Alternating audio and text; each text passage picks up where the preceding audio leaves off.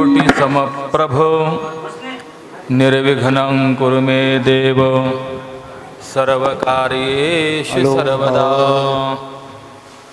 या श्री स्वयं सुकृतिनां भवनेश्वलक्ष्मी पापात्मनां कृतधियां हृदयेषु बुद्धिः श्रद्धा सताङ्कुलजनप्रभवस्य लज्जा तान् त्वान्नतास्म परिपालय देवि विश्वम्। विद्युद्दामसमप्रभां मृगपति स्कन्धस्थितां भीषणां कन्याभिः करवालखेटविलसत् धस्ताभिरासेविताम् हस्तैश्चक्रगदाशिखेटविशिखांश्चापङ्गुणन्तर्जनीं बिभ्राणामनलात्मिकां शशिधरां दुर्गां त्रिनेत्रां भजे। मनोजवं मारुततुल्यवेगं जितेन्द्रियं बुद्धिमतां वरि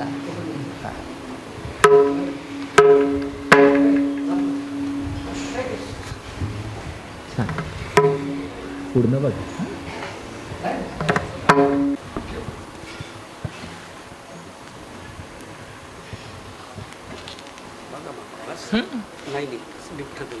स्वस्ति श्री गणेशाय नमः। ओम श्री सरस्वत्यै नमः। ओम नमः श्री परमहंसास्वादित चरणकमलचिन्मकरन्दाय भक्तजनमानसनिवासाय श्रीरामचन्द्राय योऽन्तः प्रविश्य मम वाचमिमां प्रसुप्तां सञ्जीवयत्यखिलशक्तिधरस्वधाम्ना अन्यांश्च हस्तचरणश्रवणत्वगादीन् प्राणान्नमो भगवते पुरुषाय तुभ्यं। वंशे विभूषितकरान्नवनीरदाभा पीताम्बरादरुणबिम्बफलादरुष्ठा पूर्णेन्दुसुन्दरमुखादरविन्दनेत्रा कृष्णात् परं किमपि तत्त्वमहं न जाने आपादमौलिपर्यन्तं गुरूणामाकृतिं स्मरेत् तेन विघ्नाः प्रणश्यन्ति सिद्ध्यन्ति च मनोरथाः नमामि सद्गुरुं शान्तं सच्चिदानन्दविग्रहं पूर्णब्रह्मपरानन्द मीशमालन्दिवल्लभम् ॐ पूर्णमदः पूर्णमिदं पूर्णात् पूर्णमुदच्यते पूर्णस्य पूर्णमादाय पूर्णमेवावशिष्यते ॐ शान्तिः शान्तिः शान्तिः। श्री ज्ञानदेव श्री तुकाराम श्री ज्ञानदेव श्री तुकाराम श्री ज्ञानदेव श्री तुकाराम श्री ज्ञानदेव श्री तुकाराम श्री ज्ञानदेव श्री तुकाराम श्री ज्ञानदेव श्री तुकाराम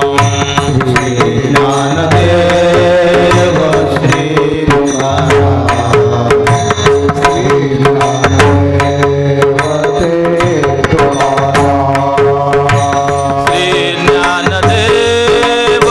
तुकाराम श्री ज्ञानदेव श्री तुकाराम श्री ज्ञानदेव श्री तुकाराम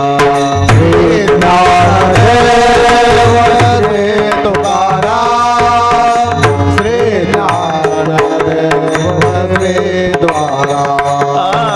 श्री ज्ञानदेव श्री तुकाराम श्री ज्ञानदेव श्री तुकाराम श्री ज्ञानदेव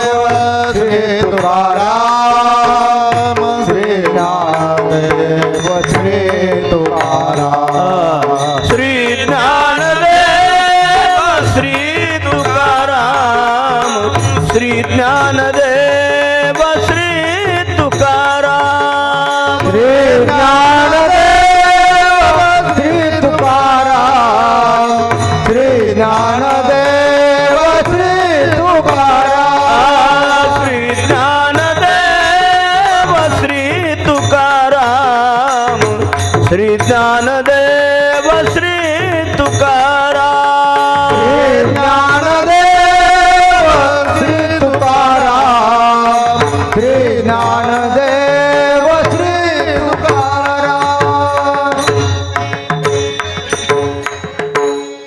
पुंडलिक वरदा हरी विठ्ठल श्री ज्ञानदेव तुकाराम पंढरीनाथ भगवान की जय माऊली ज्ञानेश्वर महाराज की जय जगद्गुरु श्री तुकाराम महाराज की जय राजाधिराज रामचंद्र भगवान की जय बोल अंबा माता माते की की जय पवन सुत सुत हनुमान हनुमान की जय सद्गुरु श्री जोग जोग महाराज की जय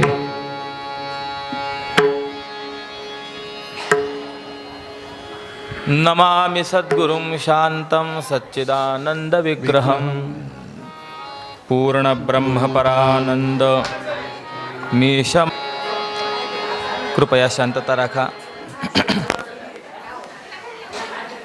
कैवल्य साम्राज्य चक्रवर्ती संत सम्राट विश्वमौली ज्ञानोबा रायांच्या कृपेने नवरात्र उत्सव या कालावधीमध्ये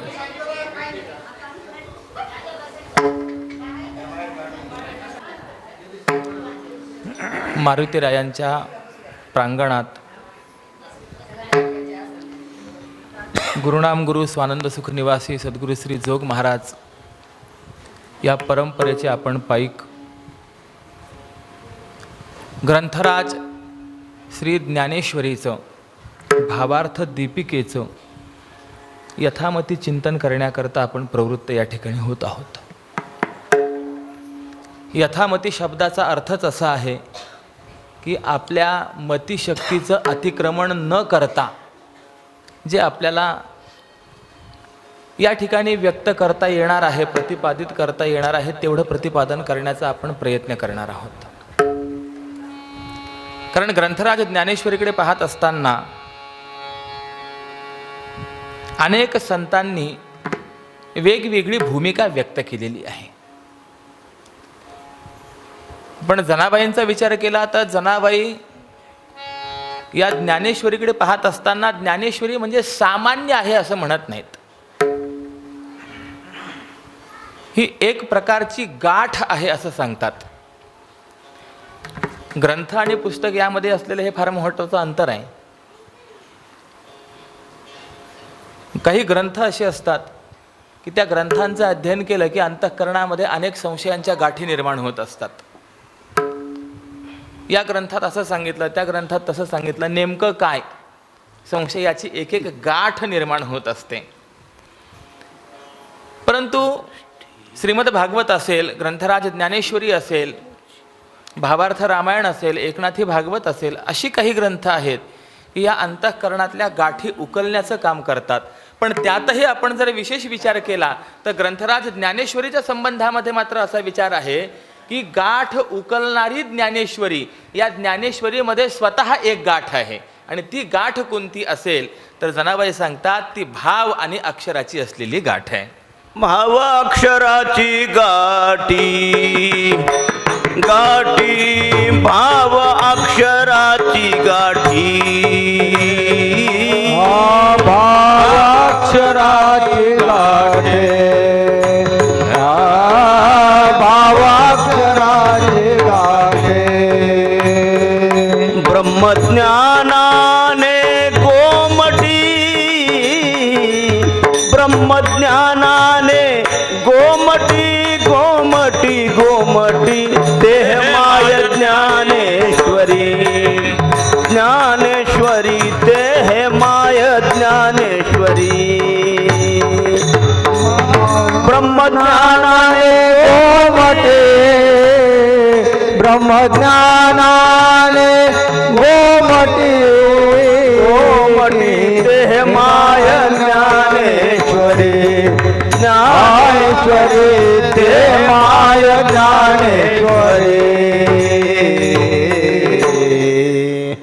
भाव अक्षराची गाठी ब्रह्मज्ञानाने गोमटी.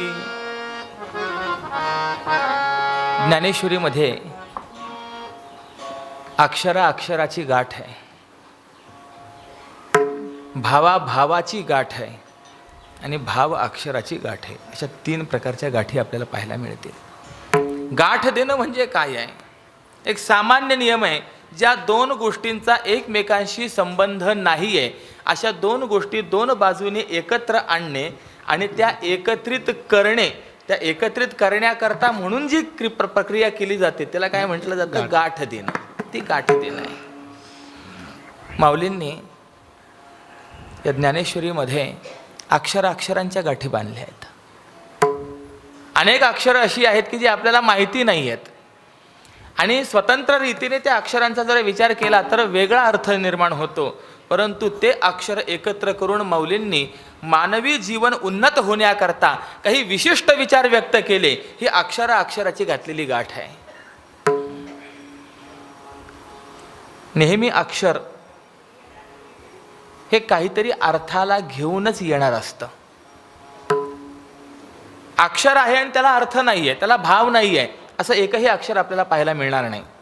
म्हणून रघुवंश महाकाव्यामध्ये सुरुवातीलाच कवी कुलगुरू कालिदास असं सांगतात, वागर्थाविव संप्रक्त वागर्थ प्रतिपत्तये जगतः पितरौ वंदे पार्वती परमेश्वरौ.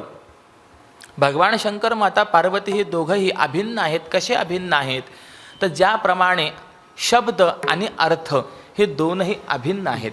कोणताही शब्द जर आम्ही उच्चारला तर त्या शब्दाला कुठे ना कुठे काही ना काही अर्थ हा आहेच आहे. प्रत्येक अक्षराला अर्थ आहे. प्रत्येक अक्षर काही ना काही भाव घेऊन येणारा आहे. परंतु ते दोन विरुद्ध असलेले भाव एकत्र आणून त्यापासून जीवनामध्ये उन्नती निर्माण करण्याचं सामर्थ्य माऊलींनी या ग्रंथराज ज्ञानेश्वरीत व्यक्त केलं. ही भावाभावाची असलेली गाठ आहे आणि एक अक्षर आणि भावाची असलेली गाठ आहे. ही गाठ कशी आहे? जनाबाई समजावून सांगतात, ब्रह्मज्ञानाने गोमटी. वस्तुतः गाठ मारणं, ग्रंथी म्हणजे बंधन, आणि बंधन हे नेहमी दुःखकारक असतं. अहो जास्ती काय सांगावं. मनुष्य नव्हे पण सामान्य एखादा पशुपक्षी जरी आपण पाहिला तरी त्याला सुद्धा बंधन नको आहे. कोण आहे असं जगामध्ये ज्याला बंधनाची अपेक्षा आहे? प्रत्येकजण मुक्त होण्याचा प्रयत्न करतो. प्रत्येकाला मुक्तता हवी आहे, कारण की मुक्त असणे हा या जीवाचा असलेला मूळ स्वभाव आहे, मूळ अवस्था आहे. हा जीव कसा आहे याचा जर आपण विचार केला, नित्य शुद्ध बुद्ध मुक्त अशा स्वभावाचा आहे. जे परब्रह्माचं स्वरूप आहे तेच जीवाचं स्वरूप आहे. जीवो ब्रह्मैव नापरः. आणि असा हा मुक्त स्वभाववान जीव असल्यामुळे त्याला बंधन नकोस आहे. फक्त बंधनातून बाजूला कसं व्हायचं हे त्याला कळत नाही, ही मोठी अडचण आहे. किंबहुना जीवाची अवस्था अशी आहे, सुटण्याकरता म्हणून जो जो काही उपाय करावा तो तो अधिक त्याच्यामध्ये गुंतला जातोय, अशी अवस्था आहे. सुटायाचा काही करीतो उपाव, तो हे देखे पाव गोवियेले, तो हे देखे पाव गोवियेले. कायाचा मान करीतो पाव गोवियेले, तो हे देखे पाव गोवियेले. सुटायाचा काही करीतो उपाव, तेहे देखे पाय गोवियेले. जितका प्रयत्न करावा सुटण्याचा तितका अधिक गुंतला जातोय. तीही गुंफीसे अधिके रुखी ये, अशी अवस्था निर्माण होते. किंबहुना काही वेळेला मनुष्य सुटण्याचा प्रयत्न करत असतो, परंतु बंधनाला इतका घट्ट धरून असतो, म्हणजे एकीकडे मानसिक इच्छा काय आहे सुटण्याची, पण दुसऱ्या बाजूला बंधन सोडायला तयार नाही आहे. पोपटाची जशी अवस्था असते तशी माणसाची अवस्था आहे. पोपटाला जर बंदिस्त करायचं असेल तर याच्याकरता केली जाणारी युक्ती आहे, दोरीमध्ये एखादी नळी घालायची आणि काही पेरू वगैरे असं जवळ बाजूला ठेवायचा. पोपटाने ते खाद्य पाहिलं की तो त्या नळीवरती येऊन बसतो आणि वजन पडलं की ती नळी जी आहे ती उलटी होत असते. ती नळी फिरल्यामुळे हा उलटा होतो आता याच्यामध्ये सामर्थ्य असं आहे की कोणत्याही क्षणाला तो त्या नळीला सोडून उडून जाऊ शकतो. हा पक्षी आहे, याच्या ठिकाणी उडण्याचं सामर्थ्य आहे, तो खाली पडणार नाही, मरणार नाही.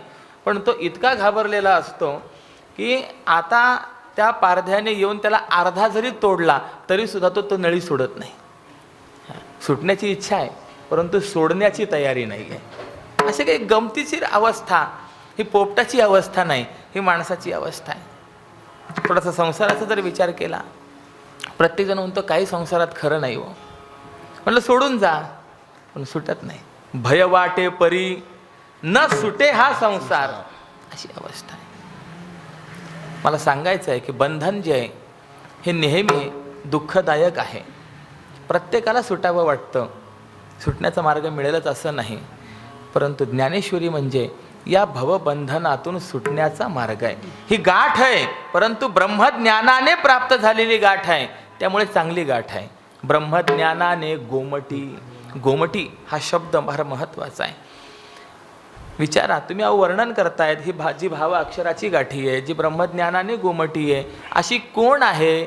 मग त्याचा उल्लेख करतात, ते हे माय ज्ञानेश्वरी, ती ही ज्ञानेश्वरी आहे. या ज्ञानेश्वरीला अजून एक विशेषण जे दिले ते माय हे विशेषण दिलेलं आहे. माय शब्दाचा अर्थ माता असा आहे. आपल्या पाल्याविषयी निस्वार्थ प्रेम जिच्या अंतःकरणामध्ये आहे, निर्हेतुक प्रेम आपल्या पाल्यावरती करणारी जी आहे ती माता आहे. ऐसी कळवळ्याची याती करी लाभावीन प्रीती. आपण आईला काय देतोय त्याचा विचार नाहीये, परंतु ती मात्र आपल्या हित अहिताचा विचार करणारी आहे. आपल्या हित काय आहे, अहित काय आहे हे समजावून सांगणारा ग्रंथ म्हणजे हा ज्ञानेश्वरी ग्रंथ आहे. या ग्रंथाचं आपल्याला चिंतन करायचं आहे.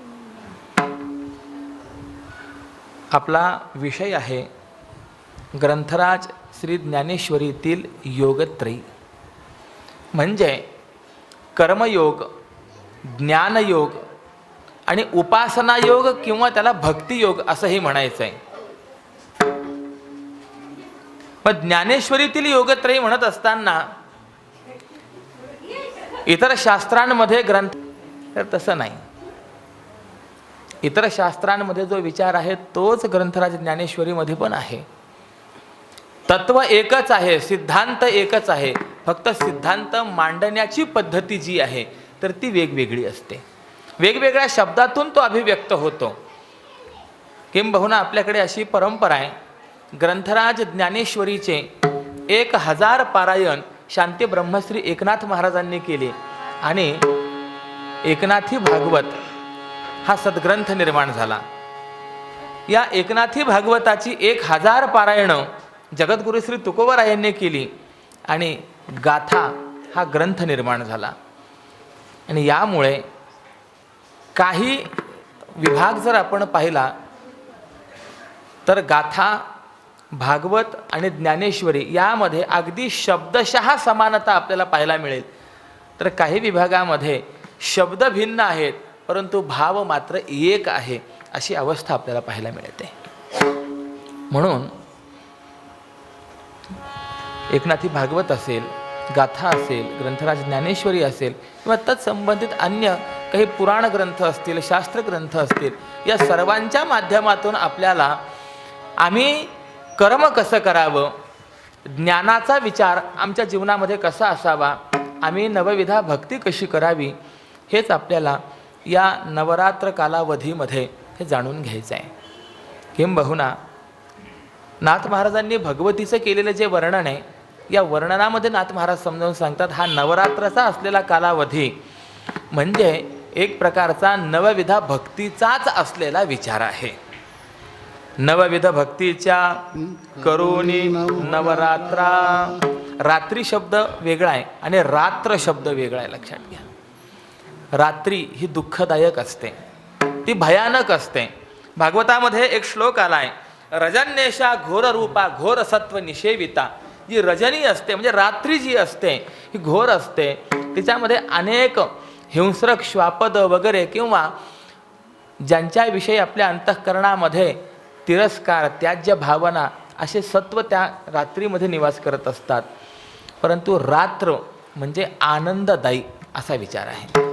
म्हणून नारदांनी भक्तिशास्त्राचा विचार जो मांडला त्याला पांचरात्र असं नाव दिलेलं आहे. तसा या नवरात्रा म्हणजे प्रकृतीची आणि त्या पुरुषाची नवविधा प्रकारे केली जाणारी भक्ती ह्याच असलेल्या ह्या नवरात्रा आहेत. यांचं चिंतन करायचं आहे. पहिली भक्ती कोणती आहे? श्रवणम कीर्तन. श्रवणापासून सुरुवात होत असते. उपनिषदही आम्हाला समजावून सांगताय, आत्मा वा अरे द्रष्टव्य श्रोतव्य मंतव्य निदिध्यासितव्य. आपल्या आत्मस्वरूपाच्या संबंधाने माणसाने मानवी जीवनाच्या उद्धाराकरता श्रवण करावं, मनन करावं, चिंतन करावं, निदिध्यासन करावं, म्हणजे निश्चयापर्यंत जावं. या पायऱ्या आहेत. श्रवण सांगितलंय पहिली. बऱ्याच वेळेला असं होतं, श्रवण केलंय परंतु श्रवणाचं मनन होत नाही. जोपर्यंत धर्ममंडपात आहे तोपर्यंत ऐकतो, परंतु एकदा बाहेर पडला हे काय ऐकलं होतं हे लक्षात राहत नाही, त्याचं मनन होत नाही. किंबहुना बऱ्याच वेळेला असा प्रसंग होतो, कीर्तनाला गेल्यानंतर जर भाविकांना विचारलं कालचा अभंग कोणता होता, ते सांगणारा सांगतो कालच्या बाबांनी खूप चांगलं कीर्तन केलं, अभंग कोणता होता तेवढं आठवत नाही. आणि असे श्रोते आहे म्हणून वक्त्यांचंही चांगलं चाललंय महाराज. पुन्हा पुन्हा ते सांगितलं तरी सुद्धा बिघडत नाही. तात्पर्य काय? श्रवण झालं तर तिथे सोडून द्यायचं नाहीये. श्रवणानंतर मनन झालं पाहिजे, मननानंतर ते निदिध्यासन झालं पाहिजे, निश्चयापर्यंत आपण पोहोचलो पाहिजे. थोडक्यात ऐकलेलं जे आहे ते आपल्या अंतःकरणापर्यंत पोहोचलं पाहिजे, त्याला किंमत आहे. ऐकावी मुन कथा, ऐकावी मुन कथा, ऐकावी मुनी कथा, ऐकावी मुनी कथा. तैसी धरुनी राहे चित्ता, तैसी धरुनी राहे चित्ता, ऐकावी मुन कथा, तैसी धरुनी राहे चित्ता, तैसी धरुनी राहे चित्ता, तैसी धरुनी राहे चित्ता, ऐकावी मुन कथा,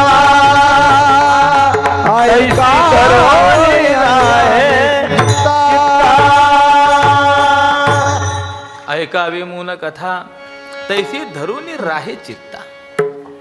आपल्या सर्वांना दृष्टांत माहिती आहे, मी अधिक विस्तार करणार नाही. एका राजाकडे मूर्तिकार आलाय. समान 3 मूर्त्या आणल्या आहेत. धातू सारखाच एक धातू, वजन सारखं, आकृती सारखी, सर्व सारखं आहे. पण राजासमोर तर 3ही मूर्त्या ठेवून त्याने राजाला सांगितलं, राजेसाहेब या 3ही मूर्तींचं योग्य मूल्यमापन आपल्याकडनं व्हावं ही माझी अपेक्षा आहे. राजाने निरखून पाहिलं, 3ही मूर्ती अगदी सारख्या आहेत. वजन करून पाहिलं, वजन सारखं आहे. धातू अगदी एक समान आहे. मग असं असतानाही या मूर्त्यांच्या मूल्यामध्ये जर काही फरक असेल तर हा फरक का, हा प्रश्न निर्माण झाला. प्रधानाला सांगितलं जरा ही समस्या सोडवा. प्रधानाने बारकाईने ज्यावेळेला त्या मूर्त्यांकडे पाहिलं, लक्षात आलं या मूर्त्यांना काही ठिकाणी छिद्र दिसतात. त्याने एक तांब्याची तार घेतली. एका मूर्तीच्या उजव्या कानाला छिद्र दिसलं. त्या छिद्रातनं जी ती तार घातली तर ती तार डाव्या कानाला छिद्र होतं, त्यातून बाहेर पडली. ठीक आहे म्हणाला. दुसरी मूर्ती पाहिली, तिला कानाला छिद्र होतं. त्या कानाच्या छिद्रातनं ती तार घातली तर ती मुखातनं बाहेर पडली, तोंडावाटे बाहेर पडली. तिसरी पाहिली, तिच्याही कानाला छिद्र होतं. ती आत घातलेली तार ती दुसऱ्या कानातनं म्हणा तोंडातनं कुठनंही बाहेर न पडता ती सरळ पोटामध्ये गेली. त्या प्रधानाने सांगितलं, राजेसाहेब या कानातून घातलेली तार दुसऱ्या कानातून निघाली, ही मूर्ती 10,000ची आहे. जे कानातनं तार घातली आणि तोंडातनं बाहेर पडली ती मूर्ती लाखाची आहे, आणि कानातनं तार घातली आणि ती पोटामध्ये जी पडली आहे ती मूर्ती 10 लाखाची आहे. लक्षात आलं आहे काय? ऐकलं आणि सोडून दिलं तर 10,000ची, ऐकलं आणि सांगितलं तर लाखाची. पण ऐकलं आणि अंतःकरणामध्ये जर धारण केलं, जीवनामध्ये जर परिवर्तन झालं, आपण त्या अंतःकरणामध्ये एकनिष्ठ झालो तर आपण 10 लाखाचे होत असतो. म्हणून असं आहे, श्रोतव्य हा ऐकायचं आहे, पण फक्त ऐकायचं नाही आहे, मंतव्य हा चिंतन करायचं आहे त्याचं. आपण काय ऐकलंय आणि जे ऐकलंय त्यामध्ये आपण कुठे आहोत याचा विचार आपण करायचा आहे, हे महत्वाचं आहे. घड्याळाचे काही प्रकार आहेत. एक विश्व घड्याळ आहे आणि दुसरे आपल्या हातातले भिंतीवरचे हे घड्याळ आहेत. ते जे विश्व घड्याळ आहे, आपल्या हातातलं घड्याळ त्यावरनं आपण लावून घ्यायचं असतं, पाहून घ्यायचं असतं. आपण किती दूर आहोत, किती मागे आहोत, किती पुढे आहोत. असं आहे, एक वेळेला बंद पडलेलं घड्याळ चांगलं, परंतु बिघडलेलं घड्याळ चांगलं नाही. कारण की बंद पडलेलं घड्याळ हे दिवसातनं 2 वेळेला का होईना, परंतु योग्य वेळ दाखवत असतं. 6:30 वाजेला घड्याळ बंद पडलंय आणि एखाद्याने कदाचित 6:30 वाजेलाच नेमकं जर घड्याळाकडे पाहिलं, हे घड्याळ बंद आहे की चालू आहे हे त्याला लक्षात नाही आहे, माहिती नाही आहे. पण अगदी त्यावेळेला जर त्याने पाहिलं तर 6:30 वाजले आहेत हे त्याला ज्ञान होणार, हे योग्य ज्ञान आहे की नाही. म्हणजे दिवसातनं 2 वेळेला का होईना बंद पडलेलं घड्याळ व्यवस्थित दाखवतं, परंतु बिघडलेलं घड्याळ हे नेहमीच आपल्याला विरुद्ध दाखवत असतं, अयोग्य दाखवत असतं. म्हणून जीवन कसं आहे, बंद घडलेल्या घड्याळासारखं आज आपलं आहे ते व्यवस्थित आपल्याला करून घ्यायचं, बिघडलेलं नसावं. आणि त्याकरता श्रवण आहे, निधिध्यासन आहे.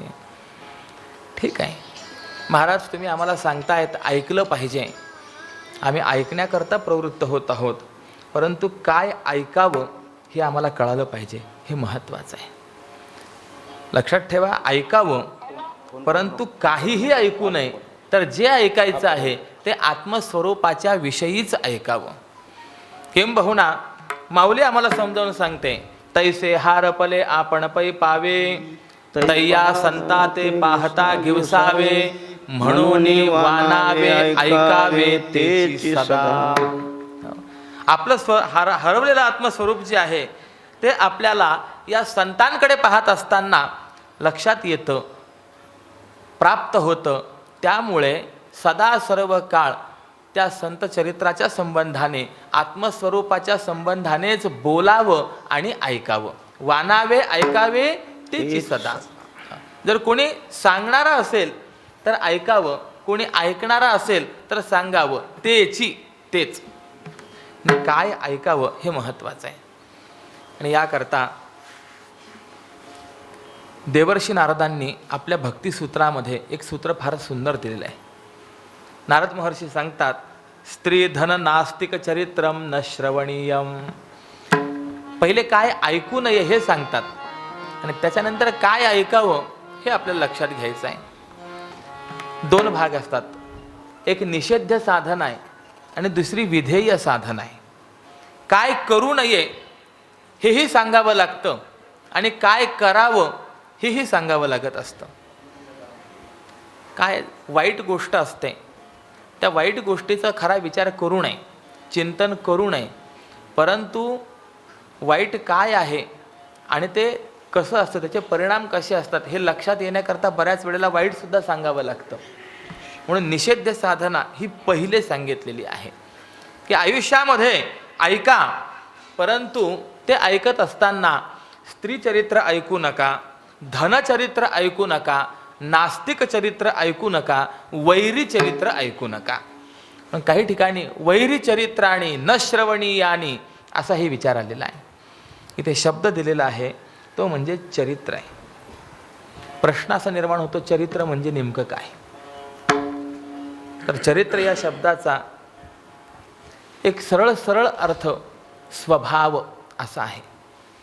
त्या त्या माणसाचं कर्म, त्या त्या माणसाची बुद्धी, त्या त्या माणसाचं कर्तृत्व आणि याचा समाज जीवनावरती आणि त्याच्या स्वतःच्या जीवनावरती पडणारा जो परिणाम आहे, या सगळ्या गोष्टीचा एकत्रितपणे विचार, याचं नाव आहे चरित्र. चरित्र दोन प्रकारचे, एक दुसऱ्याने सांगितलेलं चरित्र आणि एक स्वतःने सांगितलेलं चरित्र. दुसऱ्याने जर चरित्र सांगितलं तर निर्गुण असेल तरी गुणवान होतो, म्हणजे त्याला महत्त्व प्राप्त होतं. आणि स्वतःचं वर्णन करायला लागला तर कितीही जरी गुणवान असेल तरी देखील त्याला किंमत राहत नाही. किंबहुना समर्थांनी स्वतःच्या मुखाने स्वतःचं वर्णन करणारा जो आहे त्याला मूर्खाच्या यादीमध्ये ढकललेला आहे. सांगे वडिलांची कीर्ती, स्वदेशी भोगे विपत्ती, आपली आपण करी स्तुती, तो एक मूर्ख. जे काही मूर्खाची अनेक लक्षणं दिली त्यामध्ये हे एक लक्षण दिलेलं आहे. त्यामुळे असं आहे की दुसऱ्याने सांगितलेलं जे इथे त्याला चरित्र म्हणायचं, स्वभाव म्हणायचं, आपल्यावरती होणारा जो परिणाम आहे त्या परिणामाचा विचार त्याच्यामध्ये विचारात घ्यावा, त्याला चरित्र असं म्हटलेलं आहे. मग देवाचं चरित्र ऐकावं, संताचं चरित्र ऐकावं, स्त्री चरित्र, धनचरित्र, नास्तिक चरित्र हे ऐकू नये. मग प्रश्न असा निर्माण होतो, यांचे चरित्र म्हणजे नेमकं काय आहे? तर याचा विचार आपल्याला असा करता येईल की त्या त्या संबंधाने होणारे परिणाम, अनुकूल भाव, त्याला त्याचं चरित्र म्हणा. म्हणजे एखाद्या स्त्रीच्या संबंधाने सौंदर्याचा विचार, स्वभावाचा विचार इत्यादी जो काही विचार आहे त्याला स्त्री चरित्र असं म्हणायचं. धनाच्या संबंधाने विचार आपल्याला शास्त्रकारांनी सांगितलेला आहे की जीवनामध्ये आपल्याला जर सन्मान प्राप्त करून घ्यायचा असेल तर धनाशिवाय सन्मान प्राप्त होत नाही. आज जगामध्ये आपण विचार करा, मान्यता प्रतिष्ठा ही कुणाला आहे? धनवंता लागी सर्व मान्यता है जगी, सर्व मान्यता है जगी, धनवंता लागी सर्व मान्यता है जगी.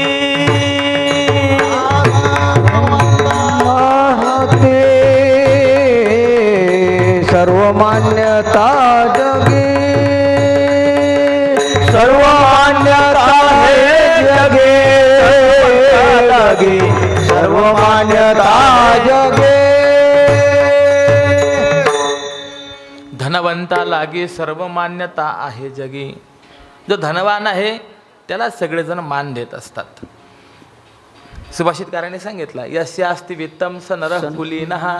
ज्याच्याकडे धन आहे तो कुलीन आहे. उत्तम श्रोता तोच, वक्ता तोच, दर्शनीय तोच. कोण? ज्याच्याकडे धन आहे. सर्वजण त्याला मानतात. किंबहुना साहित्यशास्त्रामध्ये एक नाटक आलेलं आहे, त्याचं नाव आहे चारुदत्त. या नायकाचंच नाव चारुदत्त सांगितलेलं आहे. चारू या शब्दाचा अर्थ होतो चांगलं आणि दत्त याचा अर्थ होतो देणारा, भरपूर देणारा. त्यामुळे जो सर्वांना लोकप्रिय झाला त्याचं नाव चारुदत्त. चरित्र इतकं सुंदर सांगितलं आहे. धनवान आहे आणि उदार आहे. यामुळे वाड्यावरती रोज अनेक लोक येत असत. रोज 100-150 माणसांचं भोजन वगैरे होत असे. कुणाला काही अडचण असेल त्याला सहकार्य करायचा. आणि दुर्दैव विलास, त्याच्यावरती दारिद्र्याचा प्रसंग आला. आता त्याच्याकडे देण्याकरता काही राहिलेलं नाही आहे. आणि अशा स्थितीमध्ये त्या वाड्यामध्ये एकटाच आपला बसलेला होता. त्याचा एक मित्र, त्याचं नाव मैत्रेय, तो त्या चारुदत्ताकडे आला. त्याची ती उद्विग्न अवस्था पाहिली आणि चारुदत्ताला विचारलं, चारुदत्ता काय करतोय? काय नाही रे, समोरचं झाड आहे ना त्या झाडाकडे पाहतोय. बरं, काय पाहतोयस? ते चारुदत्ताने केलेलं वर्णन आहे. ज्या वेळेला वसंत ऋतू आला, या झाडाला नवीन पालवी फुटलेली, फुलं आलेले, फळं आलेले, आणि अशा अवस्थेमध्ये अनेक पक्षी या झाडावर येऊन बसायचे. पशुसुद्धा या झाडाच्या आश्रयाला राहायचे. येणारा जाणारा प्रवासी तो सुद्धा या झाडाच्या आश्रयाने या सावलीमध्ये थांबायचा, विश्रांती घ्यायचा, मग पुढे जात असे. अगदी त्याचं जीवन आनंदी होतं. वर्षा ऋतू आला, पानझड झाली, आता ते झाड एकटं पडलंय.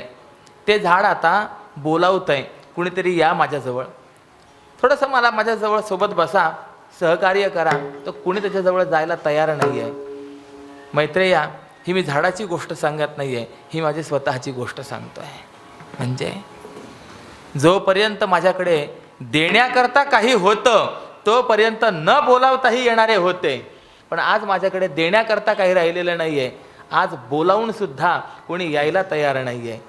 अर्थात त्या चारुदत्ताला प्राप्त असलेली जी काही प्रतिष्ठा वगैरे आहे, लोकप्रियता, हे कशामुळे होती? त्या धनामुळे होती. सब पैसे के भाई भाई, सब पैसे के भाई भाई, सब पैसे के भाई भाई, सब पैसे के भाई भाई.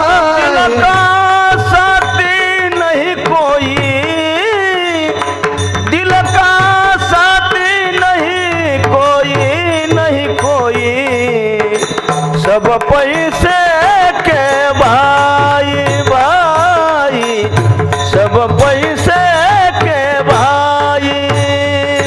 जिनका साथी कोई, जिनका साथी नहीं कोई, सब पैसे के भाई भाई, सब पैसे के भाई. सब पैसे के भाई, दिल का साथी नहीं कोई. प्रत्येक जण धनाला मान्यता देणारा. किंबहुना एका गरीब व्यक्तीने दारिद्र्याला नमस्कार केला. तो म्हणाला, भो दारिद्र्य नमस्तुभ्यम सिद्धो हंतत प्रसादतः. तुझ्या कृपेने मला एक विशिष्ट सिद्धी प्राप्त झाली. दारिद्र्याला आश्चर्य वाटलं. मी प्रसन्न झालो, माझ्यामुळे याला सिद्धी प्राप्त झाली असं सांगणारा हा पहिलाच भेटला. काय सिद्धी माझ्यामुळे प्राप्त झाली? त्याने सांगितलं, पश्याम्यहम जगत सर्वम नमाम पश्यती कश्चन. मी माझ्या डोळ्यांनी सगळं जग पाहतो, सर्वांना पाहतो, परंतु मला कुणीही पाहत नाही. कशामुळे पाहत नाही? फक्त दारिद्र्य, तुझी माझ्यावरती झालेली कृपा. अर्थ काय कळाला? पैसा असेल तर थोडासा दूरदृष्टीने विचार करा.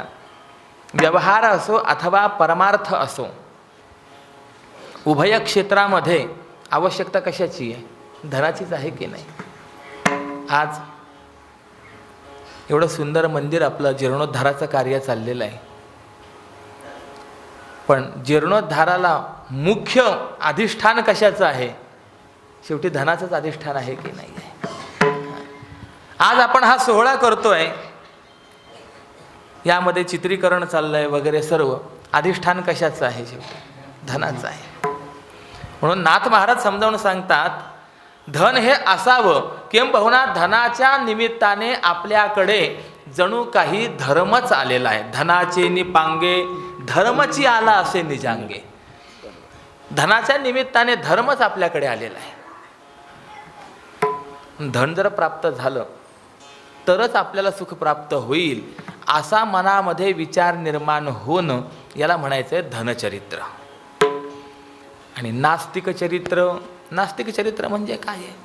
मना आला तैसा करीती विचार, म्हणती संसार नाही पुन्हा. दोन प्रकार आहेत, पुनर्जन्म, पूर्वजन्म, कर्म, देव, भाग्य इत्यादी सर्व गोष्टी मानणारा एक वर्ग आहे. आणि दुसरा वर्ग असा आहे की हा काहीच मानत नाही. त्यांचा शिरोमणी म्हणजे चार्वाक आहे. त्या चार्वाकाने असा सिद्धांतच सांगितला, यावत जीवेत सुखम जीवेत ऋणं कृत्वा घृतं पिबेत.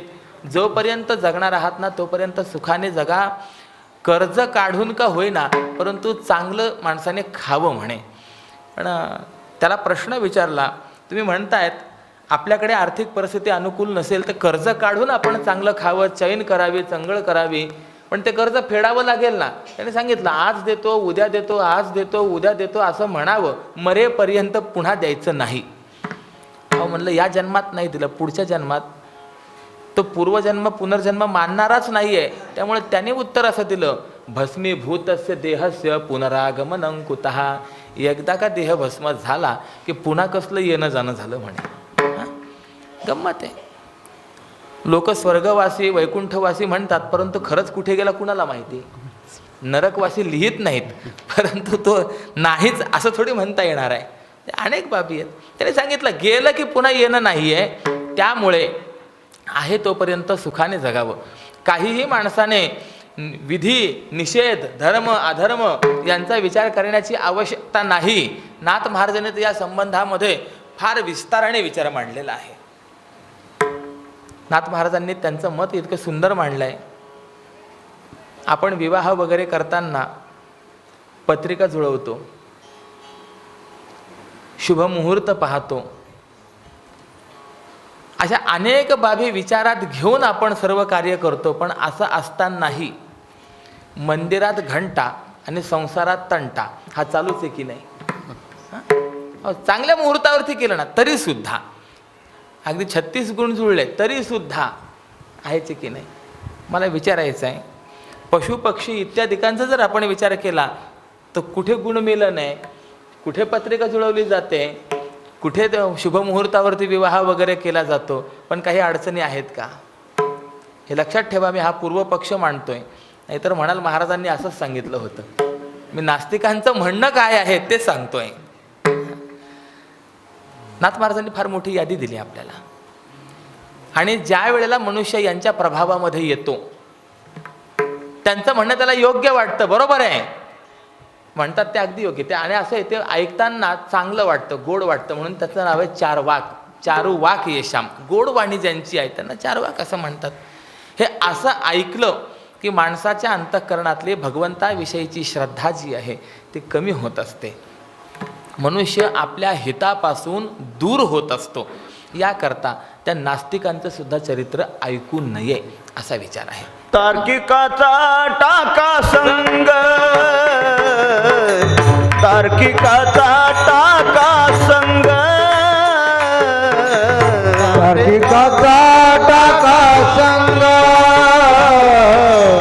तार्किकाचा टाका संग.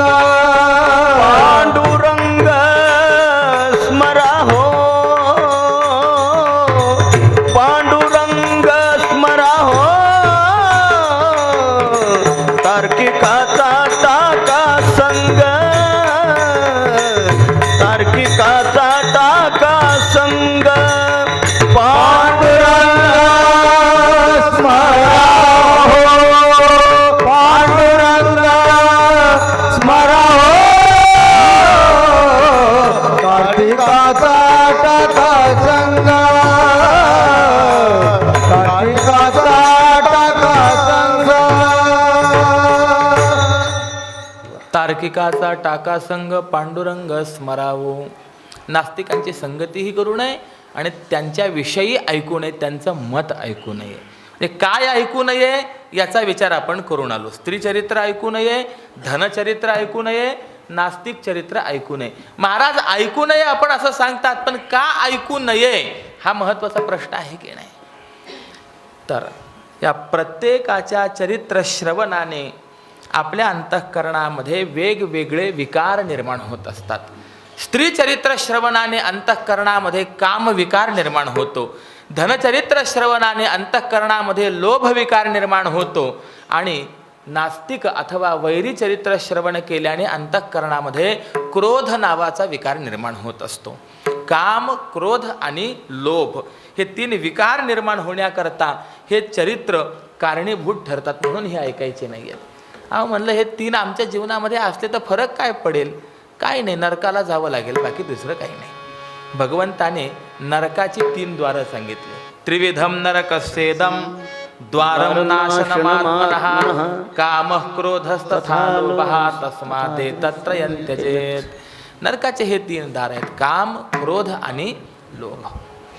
कोणी म्हणेल महाराज तुम्ही म्हणतात ते आम्हाला मान्य आहे, ठीक आहे, परंतु आम्ही सुज्ञ आहोत, ज्ञानवान आहोत, आमच्या ठिकाणी काही सदसद विवेक बुद्धी आहे, काही विचार आमच्या ठिकाणी आहे, आणि त्यामुळे आम्हाला या चरित्रांचं श्रवण करूनही काहीही अपाय होणार नाही, आमची अंतःकरण वृत्ती बिघडणार नाही, काही त्यामध्ये प्रत्यवाय निर्माण होणार नाही. तर शास्त्रकार सांगतात की नाही बाबा, ही चरित्र अशी आहेत की मोठ्या मोठ्यांना यांनी तोंड घशी पाडलेलं आहे, धोका दिलेला आहे, सामान्यांची काही गोष्ट. नाथ महाराज 26व्या अध्यायामध्ये सांगतात, पराशरासी अर्धघडी नावेसी मिनली नावाडी, ते अर्ध घटिकेसाठी रोकडी अंगी परवडी वाजली. विषय इंद्रियांचे संगती आवश्यक शोभे चित्तवृत्ती, तेथ सज्ञानही बाधिजती मा कोण गती अज्ञाना. अहो सज्ञानी माणसं, मोठी मोठी तपस्वी माणसं सुद्धा जर का या इंद्रिय आणि विषय यांच्या संगतीमध्ये, विषयांच्या सान्निध्यामध्ये जर बाधित होतात तर अज्ञानाची काय गोष्ट सांगावी. असं आहे, जोपर्यंत इंद्रिय आणि विषय हे दोन्ही दूर आहेत तोपर्यंत विकारांवर विजय मिळवणं सोपं आहे. पण इंद्रिय आणि विषय हे एकत्र आले की मग विकारांवर विजय मिळवणं हे अत्यंत कठीणच होत असतं. याकरता एक उदाहरण सांगतो. एकाच्या मुलीचा विवाह झाला, मुलगी सासरी गेलेली, आणि एक महिना दीड महिन्याने त्या मुलीच्या माहेरी मुलीचे सासरे आले, म्हणजे व्याही आले. मुलीकडचं घराणं हे माळकरी घराणं होतं. व्याही आले तो एकादशीचा दिवस होता. त्यांचं स्वागत वगैरे झालं, चहा वगैरे झाल्यानंतर या व्याह्याने विचारलं, तुमची एकादशी का द्वादशी, म्हणजे तुम्ही फराळाचं करणार का जेवण करणार. त्या व्याह्याने सांगितलं, आमची द्वादशी, आम्ही काही एकादशी करत नाही. आता याला प्रश्न पडला, उत्तर काय द्यायचं. दुसरा जर कोणी असता तर सांगितलं असतं, हे माळकऱ्याचं घर आहे, काही जरी झालं तरी सुद्धा एकादशीला घरामध्ये अन्न शिजवलं जाणार नाही, हे दुसऱ्याला सांगता आलं असतं. पण हा व्याही पडला, आणि त्यात व्याही म्हणजे नवरदेवाचे वडील. हे गंमत आहे बाबा व्यवहारामध्ये. बघा, मुलीच्या वडिलांना मिळणारी वागणूक आणि मुलाच्या वडिलांना द्यावी लागणारी वागणूक यामध्ये काही अंतर आहे की नाही.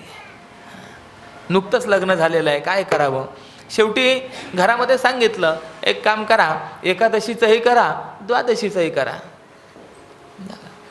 दोन्ही तयार झाले. आता व्याहाच्या पंक्तीला बसलं पाहिजे. आतनं आवाज आला, ताटं घ्यायची का, घ्या म्हणाले. एका भिंतीला याचं ताट आहे, दुसऱ्या भिंतीला त्या व्याह्याचं ताट आहे. ज्यावेळेस वाढलेली ताटं आणली, हा एकदा आपल्या ताटाकडे पाहायला लागला, एकदा त्या व्याह्याच्या ताटाकडे पाहायला लागला. याच्या ताटामध्ये फराळाचं असून असून काय असणार आहे, भगर आमटी काय असेल ते, म्हणजे तेही आत्ता आपण खातो बरं का. तसं पूर्वीचा उपास मात्र फार वेगळा असे. फक्त पाणी, फार झालं तर शेंगदाणे गुळ, याच्या पलीकडे उपवासाच्या दिवशी काही चालत नसे. आणि उपवासाचा नियमही तसाच आहे. आता उपवास आजपासून आहेच आहेत, अनेकांचे उपवास आहेत नवरात्राचे, म्हणून सांगून जातो. उपवास आपण करतो, पण काय काय केल्याने उपवास मोडतो, उपवासाचं व्रत नष्ट होतं त्याचं सांगतो. असं कृज्जल पानाचं, एक वेळेला पाणी पिलं तर चालतं, पण वारंवार जर पाणी पिलं उपवास मोडला. शास्त्राचं वचन सांगतो मी तुम्हाला. दिवा स्वापात, दिवसा झोपला उपवास मोडला. ग्राम्य धर्माचं आचरण केलं उपवास मोडला. खोटं बोलला उपवास संपला. आणि कोणतंही व्यसन केलं उपवास मोडला. ह्या शास्त्राने सांगितलेले चिंतन आहे. मग विचार करा, आपला उपवास किती नियमाला धरून होतो. अर्थात आपण जे करत आहात त्यालासुद्धा आमचं वंदनच आहे महाराज. किमान करत आहात, काहीच न केल्यापेक्षा करतात याला तरी किंमत आहे की नाही. अकरणान मंद करणं श्रेय हा. पण उपवासाचं असं, त्याच्या आपल्या उपवासाच्या ताटामध्ये काय जे असेल ते, पुढच्या ताटामध्ये ज्या वेळेला पाहिलं ते सगळे पंचपक्वान्न, कुरडया, पापडा वगैरे सर्व हे पाहिल्यानंतर याने आतमध्ये हळूच प्रश्न विचारला, पंचांग व्यवस्थित पाहिलं आहे ना, एकादशा एक आहे का दोन आहेत. कळाला अर्थ काही.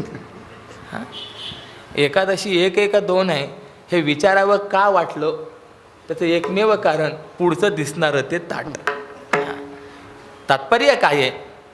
ज्या वेळेला इंद्रिय आणि विषय हे एकत्र येतात त्यावेळेला त्या विकारांवर विजय मिळवणं हे अवघड होत असतं, आणि ते ज्या वेळेला बाजूला असतील त्यावेळेला विकारांवर विजय मिळवणं हे सोपं असतं.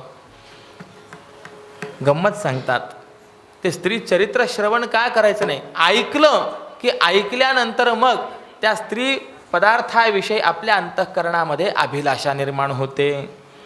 मग परिस्थिती कशी निर्माण होते? माऊली 16व्या अध्यायामध्ये आपल्याला सांगतात, स्त्रिया गाईले ऐकावे, स्त्री रूप डोळा देखावे, सर्वेंद्रिय आलिंगे वय स्त्रिये त्याची कुरवंडी की जे अमृते, ऐसे सुख स्त्रिये परवते, नाहीच म्हणून चित्ते निश्चयो केला.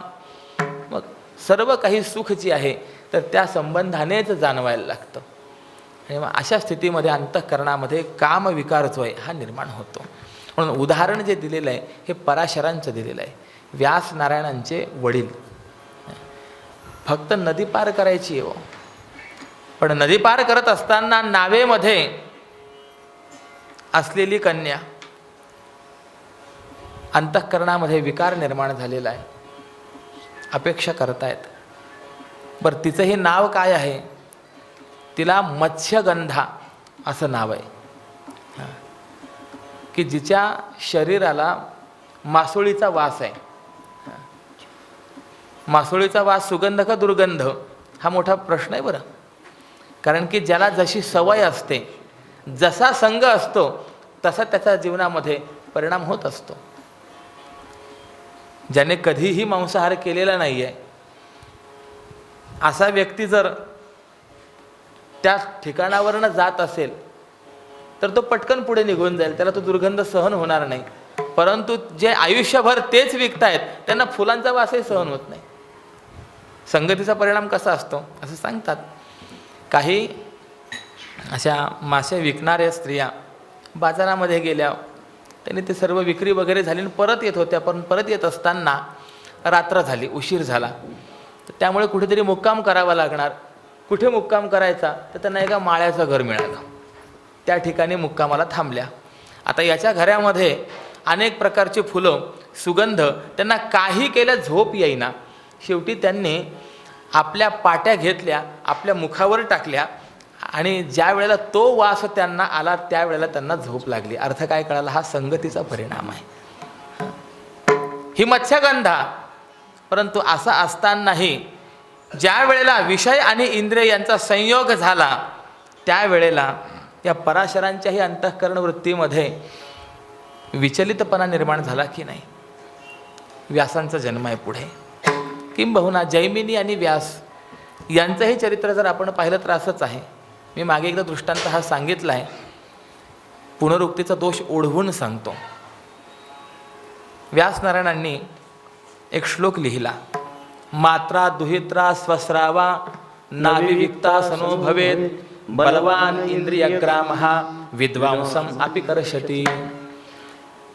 आई, बहीण, मुलगी अशा ज्या आहेत तर यांच्या समवेतही पुरुषाने एकांतामध्ये एक आसनावरती बसू नये. कारण की इंद्रियग्राम हा अत्यंत बलवान आहे, तो कुणाला केव्हा धोका देईल सांगता येत नाही. आणि हा श्लोक रचना करून व्यासनारायणांकडे जे जे कोणी ऋषीमुनी येत असत त्या प्रत्येकांना व्यासनारायण सांगायचे, बघा मी हा श्लोक लिहिला आहे, काय वाटतं तुम्हाला या श्लोकाविषयी? सर्वांनी सांगावं, व्यासात तुम्ही लिहितायत अगदी बरोबर लिहिलं आहे, चांगलं लिहिलं आहे, व्यवस्थित लिहिलेलं आहे. पारमार्थिक साधकाकरता ही धोक्याची सूचना तुम्ही व्यवस्थित दिलेली आहे. व्यासनारायणांचे एक शिष्य, त्यांचं नाव जैमिनी, या जैमिनींना देखील व्यासांनी हा श्लोक दाखवला. जैमिनींनी तो श्लोक वाचला आणि सांगितलं, महाराज तुम्ही म्हणतात ते सगळं बरोबर आहे, परंतु यामध्ये फक्त एक बदल करावा असं माझं मत आहे. काय बदल करावा? विद्वांसम नापकर्षती असं लिहावं. म्हणजे जे सुज्ञ आहेत त्यांना हे विकार काहीही करू शकत नाही असं लिहा. जे अज्ञानी आहेत त्यांना हे विकार आपल्या वश करतील, ताब्यात घेतील, यामध्ये काही मला संशय वाटत नाही. त्यावेळेला व्यासनारायण म्हणाले, ठीक आहे, आपिकर्षती लिहायचं की नापकर्षती लिहायचं हे आपण काही दिवसांनी ठरवूया. जैमिनी निघून गेले आणि एक दिवस व्यासनारायणांनी लीला केली. पावसाळ्याचे दिवस आहेत. अशा स्थितीमध्ये एका सुंदर युवतीचं स्वरूप धारण करून या जैमिनी ऋषींच्या आश्रमाबाहेर आलेले आहेत. आश्रमामध्ये जैमिनी ऋषी हे एकटेच आहेत. बाहेर मंद मंद वृष्टी होते आहे आणि या युवतीच्या पायातील पैंजणांचा ध्वनी या जैमिनींच्या कानावरती पडला. कुणीतरी बाहेर आहे याची चाहूल लागली. कोण आहे म्हणून बाहेर येऊन पाहतात तर या युवतीला पाहताच त्यांच्या अंतःकरणामध्ये विकार निर्माण झाला. प्रश्न विचारायला लागले, कोण आहात आपण? या अरण्यामध्ये काय करत आहात? तिने उत्तर दिलं, मी एक देवकन्या आहे आणि उत्तम पती मिळावा याकरता म्हणून काही तपश्चर्या करते आहे. ही वर्षा ऋतू आहे, यामुळे आडोशाला उभं राहावं याकरता आपल्या आश्रमाच्या बाहेर मी उभी राहिलेली आहे. जैमिनीने सांगितलं, पाऊस केव्हा थांबेल सांगता येत नाही, आत या, आश्रमात या. तिने सांगितलं, नको, आपला पवित्र आश्रम आहे, नाही या, हरकत नाही आहे. आत आल्यानंतर त्या जैमिनींनी विचारायला सुरुवात केली, आपल्याला पती कसा हवा आहे, आपल्या अपेक्षा काय आहेत? तिने सांगितलं, काय नाही, शास्त्रचिंतन करणारा असावा, ऋषीमुनी असावा, अशी माझी अपेक्षा आहे. जैमिनी मनात विचार करायला लागले, ज्या ज्या अपेक्षा सांगते ते सगळे सर्टिफिकेट आपल्याकडे आहेत. म्हणून जैमिनीने सांगितलं, जर तुमची इच्छा असेल तर मी तुमच्याशी विवाह करायला तयार आहे.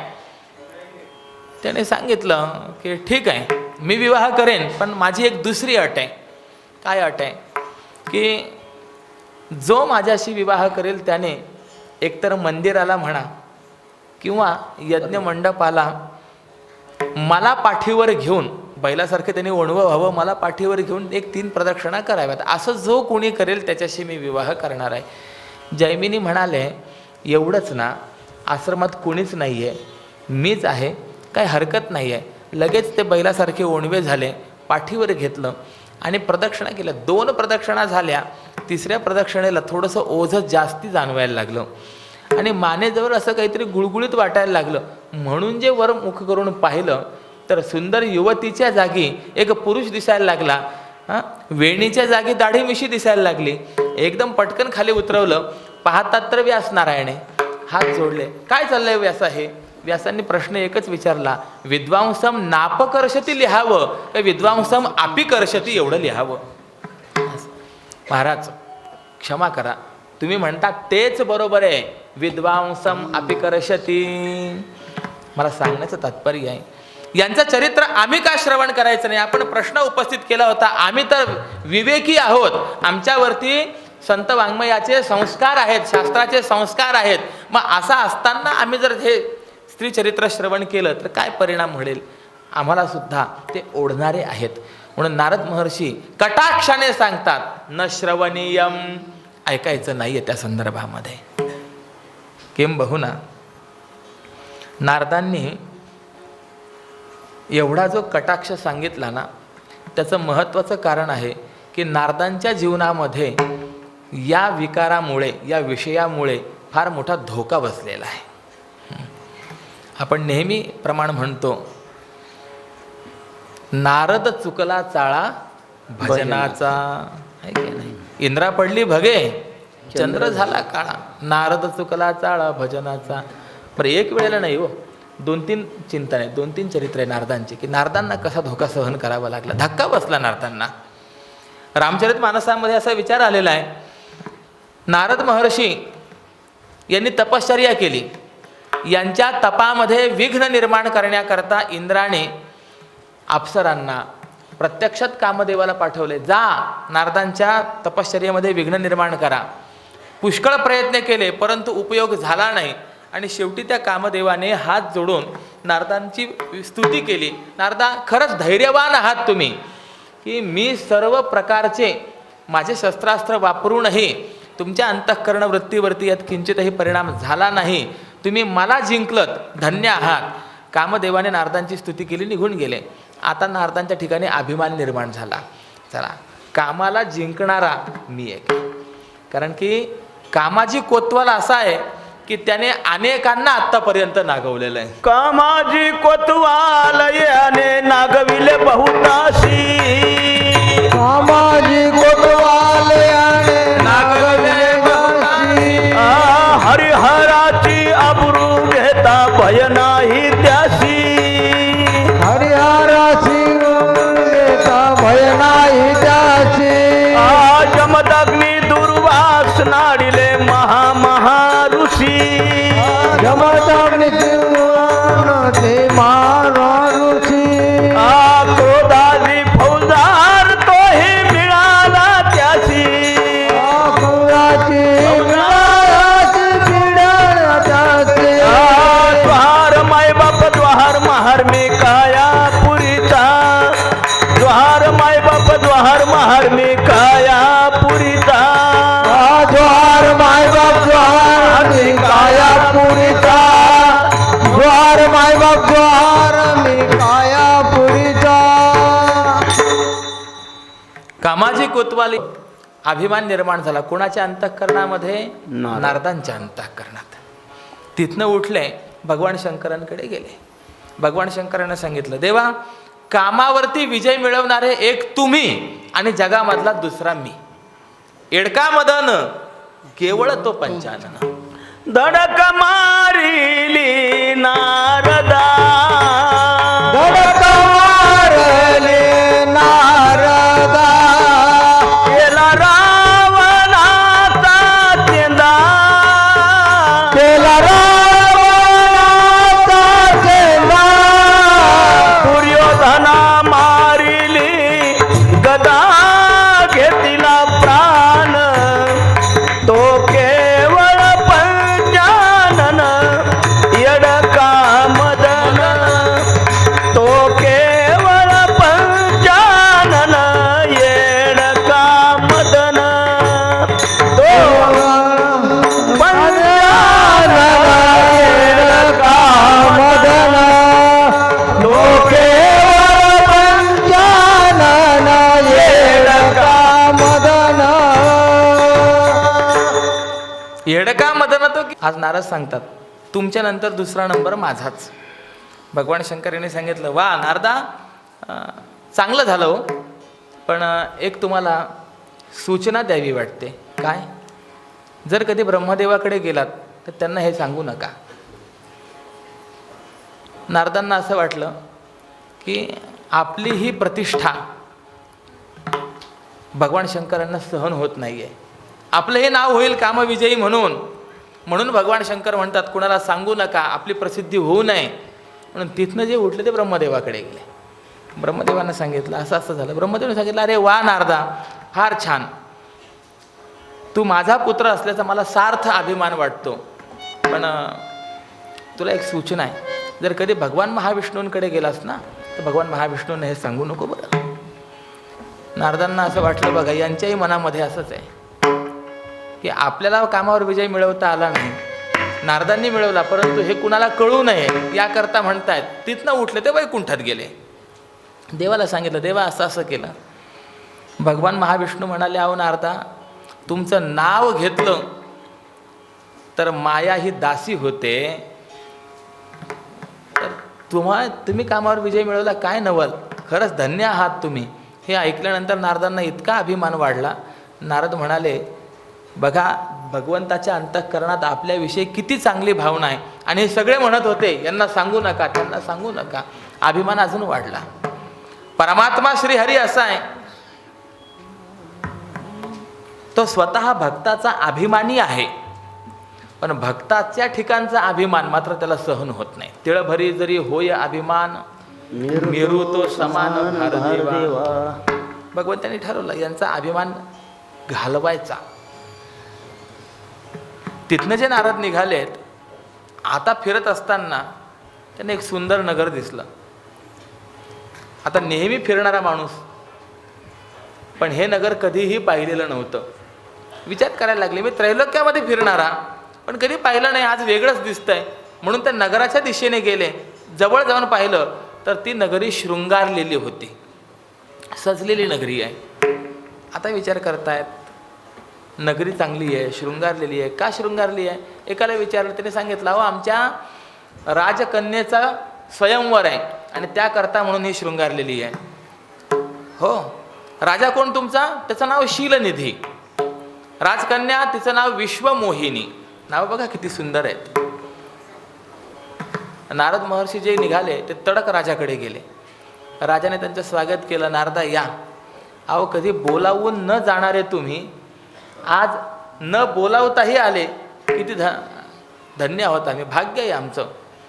वस्तुतः असं आहे, भाग्याचा उदय तहे जोडी संतपाय. आणि आज तुम्ही न बोलावताही आलात.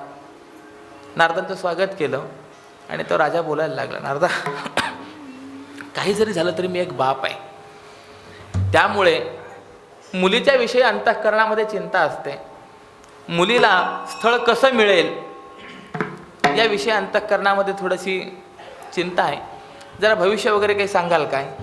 सांगतो म्हणाले. नारद ज्योतिषशास्त्रामध्ये तरबेज. कसं सांगणार? पत्रिका पाहून सांगता की हात पाहून सांगता? नारद म्हणाले हात पाहून सांगतो. म्हणून त्या शीलनिधी राजाने आपल्या कन्येला विश्वमोहिनीला बोलावून घेतलं. हिचं नावच विश्वमोहिनी, जगाला मोहित करणारी. आणि ज्या वेळेला त्या विश्वमोहिनीला पाहिलं नारद मोहित झाले. मी जे सांगतोय ते महत्त्वाचं सांगतोय. कामावर ज्याने विजय मिळवला ते नारद ते मोहित झाले, हेच लक्षात घ्यायचं आहे. हात पाहिला, त्या रेषांवरती लिहिलेलं होतं की हिचा जो पती असेल तो अजरामर होईल, तो त्रैलोक्य विजयी होईल, त्रैलोक्यामध्ये अधिपती होईल आणि सर्वश्रेष्ठ असेल. ते शीलनिधी राजाने विचारलं, महाराज काय सांगते हस्तरेषा? आता नारदा मोहित झालेले असल्यामुळे अंतःकरणामध्ये अभिलाषा निर्माण झाली आणि ही आपल्याला प्राप्त व्हावी असं कामविजयी असलेल्या नारदाला वाटायला लागलं. नारदाने सांगितलं, राजा ही जी ना एखाद्या भक्ताला प्राप्त होईल, एखादा भक्त तुझा जावई होईल. जे होतं सगळं विरुद्ध उलटं सांगितलं आणि नारद घाईघाईने तिथून निघाले. जे निघाले ते पुन्हा वैकुंठात आले. भगवान विचार करतात, नारदा आत्ताच गेला होता, आत्ताच परत आलो. हो देवा आलोय, काही मागण्या करता आलोय. काय हवंय? देवा पहिले देतो म्हण, मग सांगतो. अहो नारदा देन. नाही देवा, पहिले तू शपथ घे, शपथपूर्वक सांग, देतो, वचन दे. नारदा वचन देतो तुम्हाला, मी मागाल ते देतो. आता नारदाने सांगितलं, देवा काही नाही, हरिरूप मला हवं आहे. मग आता प्रश्न निर्माण होतो, नारदाने देवाचं ऐश्वर्य मागितलं नाही, सत्ता मागितली नाही, संपत्ती मागितली नाही, रूपच मागितलं का? तर त्याचं कारण शास्त्रकार सांगतात. ज्या वेळेला विवाह होत असतो ना त्यावेळेला अनेकांच्या वेगवेगळ्या अपेक्षा असतात. कन्यावरयते रूपम. जी कन्या असते ती होणारा जो पती आहे हा देखणा आहे की नाही हे पाहत असते. ती रूपाचं वर्णन करत असते. माता वित्तम, ती वधू माता जी असते, मुलीची आई, ती विचार करत असते की जावई श्रीमंत असावा. पिताश्रुतम, त्या मुलीचे वडील विचार करत असतात की जावई हा कर्तृत्ववान असावा. कदाचित आज संपत्ती नसेल पण कर्तृत्ववान जर असेल तर मिळवेल. बांधवा कुलमिच्छन्ती, जे भाऊबंध वगैरे असतात ते विचार करत असतात की घराणं आपल्या घराण्याला तोला मोलाचं असावं. मिष्टान्नम इतरे जनाहा, आणि आपल्यासारखे जे वऱ्हाडी असतात ते हे काही विचार करत नाही, ते फक्त एवढाच विचार करत असतात बेत काय आहे, आपण फक्त तेवढाच विचार करतो. कन्या वरयते रूपम, म्हणून या नारदांनी रूपाची मागणी केली, हरिरूप. भगवान म्हणाले दिलं. ते दिलं म्हटल्यानंतर नारदांना इतका आनंद वाटला. नारद निघाले. आता आपण हरिरूप घेऊन आलेलो आहोत, पण लक्षात आलं नव्हतं हरी शब्दाचे अनेक अर्थ होतात आणि त्यामध्ये एक अर्थ माकड असा आहे. देवाने हरिरूप दिलं म्हणजे माकडाचं रूप दिलं. आणि देवही कृपाळू, आपल्या भक्ताचा कुठेही अवमान होऊ नये याकरता म्हणून फक्त त्या विश्वमोहिनीला आणि भगवान शंकरांच्या गणांनाच हे स्वरूप म्हणजे मरकट स्वरूप दिसायचं. बाकीच्या सगळ्यांना ते नारदच दिसायचे. आणि जे आले त्या स्वयंवराच्या मंडपामध्ये पहिल्याच रांगेत येऊन बसले. नारदांना असं वाटलं आता एवढं हरिरूप पाहिल्यानंतर ही विश्वमोहिनी पुन्हा दुसरीकडे कुठे जाणारच नाही, माझ्याच गळ्यामध्ये येऊन माळ घालेल. पहिल्याच रांगेमध्ये तिथे येऊन बसले.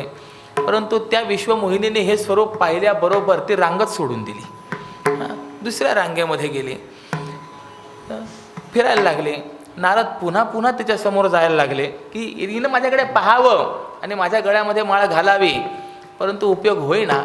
भगवंताने स्वतः एक राजकुमाराचं रूप धारण केलेलं आणि त्या स्वयंवरामध्ये येऊन बसलेले या विश्वमोहिनीने त्याच देवाच्या गळ्यामध्ये माळ घातली, निघाले. घेण्यासारखी गोष्ट आहे. मनुष्य कितीही जरी मोठा झाला तरी तो मायेचा, लक्ष्मीचा पुत्र होऊ शकतो, तो लक्ष्मीपती कधी होऊ शकत नाही. आज या दोघांचा विवाह झाला, लक्ष्मीनारायण निघून गेले.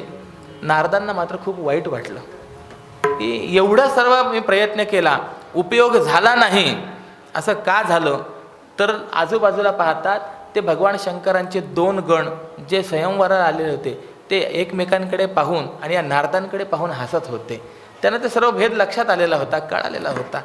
नारद रागावलेले, काय हसता, अहो काय हसता, स्वतःचं तोंड पाहिलं का कधी? हे ऐकल्याबरोबर नारदांच्या लक्षात आलं काहीतरी गडबड झाली. देवाला सगळे कपटी म्हणतात, छळ करणारा म्हणतात, धुंद झाला तुझा दरबार, जनाबाई भांडतात, काहीतरी देवाने केलेलं आहे. आणि म्हणून आता तोंड कुठे पाहायचं, लक्षात आलं हातात कमंडलू आहे आणि त्या कमंडलूमध्ये पाणी आहे, बस त्या पाण्यामध्येच आपलं तोंड पाहिलं. ते सर्व भेद लक्षात आला. इतका राग आला, पुन्हा वैकुंठाला निघाले. तर एवढ्यामध्ये ती विश्वमोहिनी आणि तो राजकुमार हे दोघंही मार्गातच भेटले. मार्गात भेटल्या भेटल्या त्या राजकुमाराने सांगितलं, अगं बघ किती आपलं भाग्य आहे, नुकताच विवाह झाला, संसाराला आरंभ होणार, एवढ्यात नारदासारख्या संतांचं दर्शन झालं, चला नमस्कार करा त्यांना. हे नमस्कार करा म्हटल्याबरोबर नारदांनी निरखून पाहिलं आणि लक्षात आलं की हा महाविष्णूच आहे. अरे कपट्या म्हणे, मला रडवलं तू एका स्त्री करता, जा मी शाप देतो की तू देखील स्त्री करता रडशील, तुलाही स्त्रीचा विरह भोगावा लागेल. भगवंताने हात जोडले. नारदा ठीक आहे हो, याकरता पुढे झालेला जन्म आहे, रामावतार आहे, वनवास आहे, सगळ्या गोष्टी आहे. मला सांगायचं तात्पर्य काय, नारदांसारखा जर या विषयामध्ये आसक्त होऊ शकत असेल, गुंतू शकत असेल, इंद्र चंद्र को क्या क्या भैया सबको मालूम है जी, इंद्र चंद्र को क्या क्या हुआ, नारद की तो भई नारदी, नारद की तो भई नारद, ऐसी नौबत गाजी अजब झटका माये का डुबाया परमार्थ सबका, अजब झटका माये का डुबाया परमार्थ सबका, अजब झटका माए का परमार्थ सबका, अजब झटका माये का डुबाया परमार्थ का. इंद्रचंद्र को. नारदांना या स्त्री चिंतनाने स्त्री व्हावं लागलं. याकरता असं चिंतन आहे की द्वारकेमध्ये एकदा नारद गेले आणि देवालाही भेटले. देवा तुझे किती लग्न झाले रे? देवाने सांगितलं 16,108 आहेत. नारदांनी विचारलं तुला एवढ्या काय करायच्या? एक सामान्य ते भक्त आहेत आणि तो देव आहे, लक्षात घ्या. आपल्यामध्ये एखाद्याला 1-2 असतील कदाचित, असावे असं माझं मत नाही, पण एखादा जर म्हणलं तुला काय करायचं तर पहिले पायतान काढू. भगवंताने सांगितलं तुला म्हणायचं काय, त्यातली एक देऊन टाक मला. भगवान म्हणाले हरकत नाही, ज्या महालात मी नाही ती तुला. आता नारदांना आनंद वाटला. नारद गेले, निघाले. पहिलेच रुक्मिणी मातेकडे आले. रुक्मिणी माते विचारलं, आई साहेब देव आहे का घरामध्ये? आईने सांगितलं नाही. नारद म्हणाले असं वाटलं होतं की काही महालात फिरावं लागेल, पहिल्याच महालामध्ये देव नाही. त्यांनी सांगितलं आई साहेब आजपासून तुम्ही माझ्या पत्नी. म्हणजे अहो असं असं आत्ताच देवाशी माझं बोलणं झालं आणि देवाने सांगितलं ज्या महालात मी नाही ती माझी पत्नी तुला. तुमच्या महालात देव नाही आहे. आई माझ्याने सांगितलं ठीक आहे हरकत नाही आहे, असं करा ते पुढचं सरोवर आहे ना त्या सरोवरामध्ये स्नान करून या, मग आपण विवाह करू म्हणे. नारद जे सरोवरामध्ये स्नानाला उतरले, बुडी मारताना नारद होते, बुडी मारून वरती ज्या वेळेला आले नारद राहिलेच नाही, ते नारदी झाली त्यांची. नारद की तो भई नारदी ऐसी नवबद गाजी. फिरता फिरता या नारदीचा एकाशी विवाह झाला. 60 मुलं झाले. 60 संवत्सर के लडके किये, होय गये दानादान. हा सगळा परिणाम कशाचा आहे? फक्त त्या चरित्र श्रवणाचा आणि चिंतनाचा. लक्षात घ्या, माझा मुद्दा एवढा मी जो काही घोटवतोय तो याकरता घोटवतोय काय ऐकू नये हे पहिले लक्षात घ्यायचं आहे. म्हणून तर स्त्री चरित्र ऐकायचं नाही आहे, धनचरित्र ऐकायचं नाही आहे, नास्तिक चरित्र ऐकायचं नाही आहे. मग काय ऐकावं हा मोठा प्रश्न जो निर्माण होतो, तर त्याकरता उत्तर आहे की संत चरित्र आम्ही ऐकायचं आहे. भगवंताच्या सगुण साकार लीला विग्रहांचं चरित्र आम्ही ऐकायचं आहे. म्हणून कीर्तन मर्यादा सांगतानाच आमच्याकडे सांगितलेली आहे. सगुण चरित्रे परम पवित्रे, सगुण चरित्रे परम पवित्रे, सादर वर्णावी सज्जन वृंदे मनोभावे आदिवंदावी, जेणे करुणी मूर्ती ठसावी अंतरी श्री हरिची,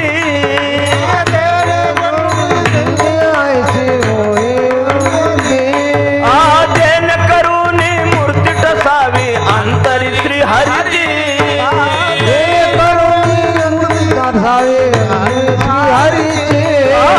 ऐसे कीर्तन मर्यादा है संतांच्या घरची,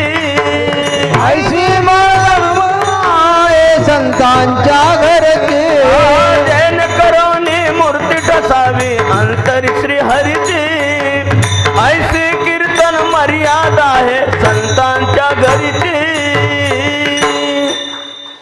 सगुण चरित्रे तेल अशा पद्धतीने भक्ती ज्ञान वैराग्य यांच्या युक्ती या निरूपणामधनं विवरण कराव्यात अशी ही संतांच्या घरची असलेली कीर्तन मर्यादा आहे. ऐसी कीर्तन मर्यादा आहे संतांच्या घरची. त्यामुळे काय ऐकायचंय तर हे सगुण चरित्र ऐकायचं आहे.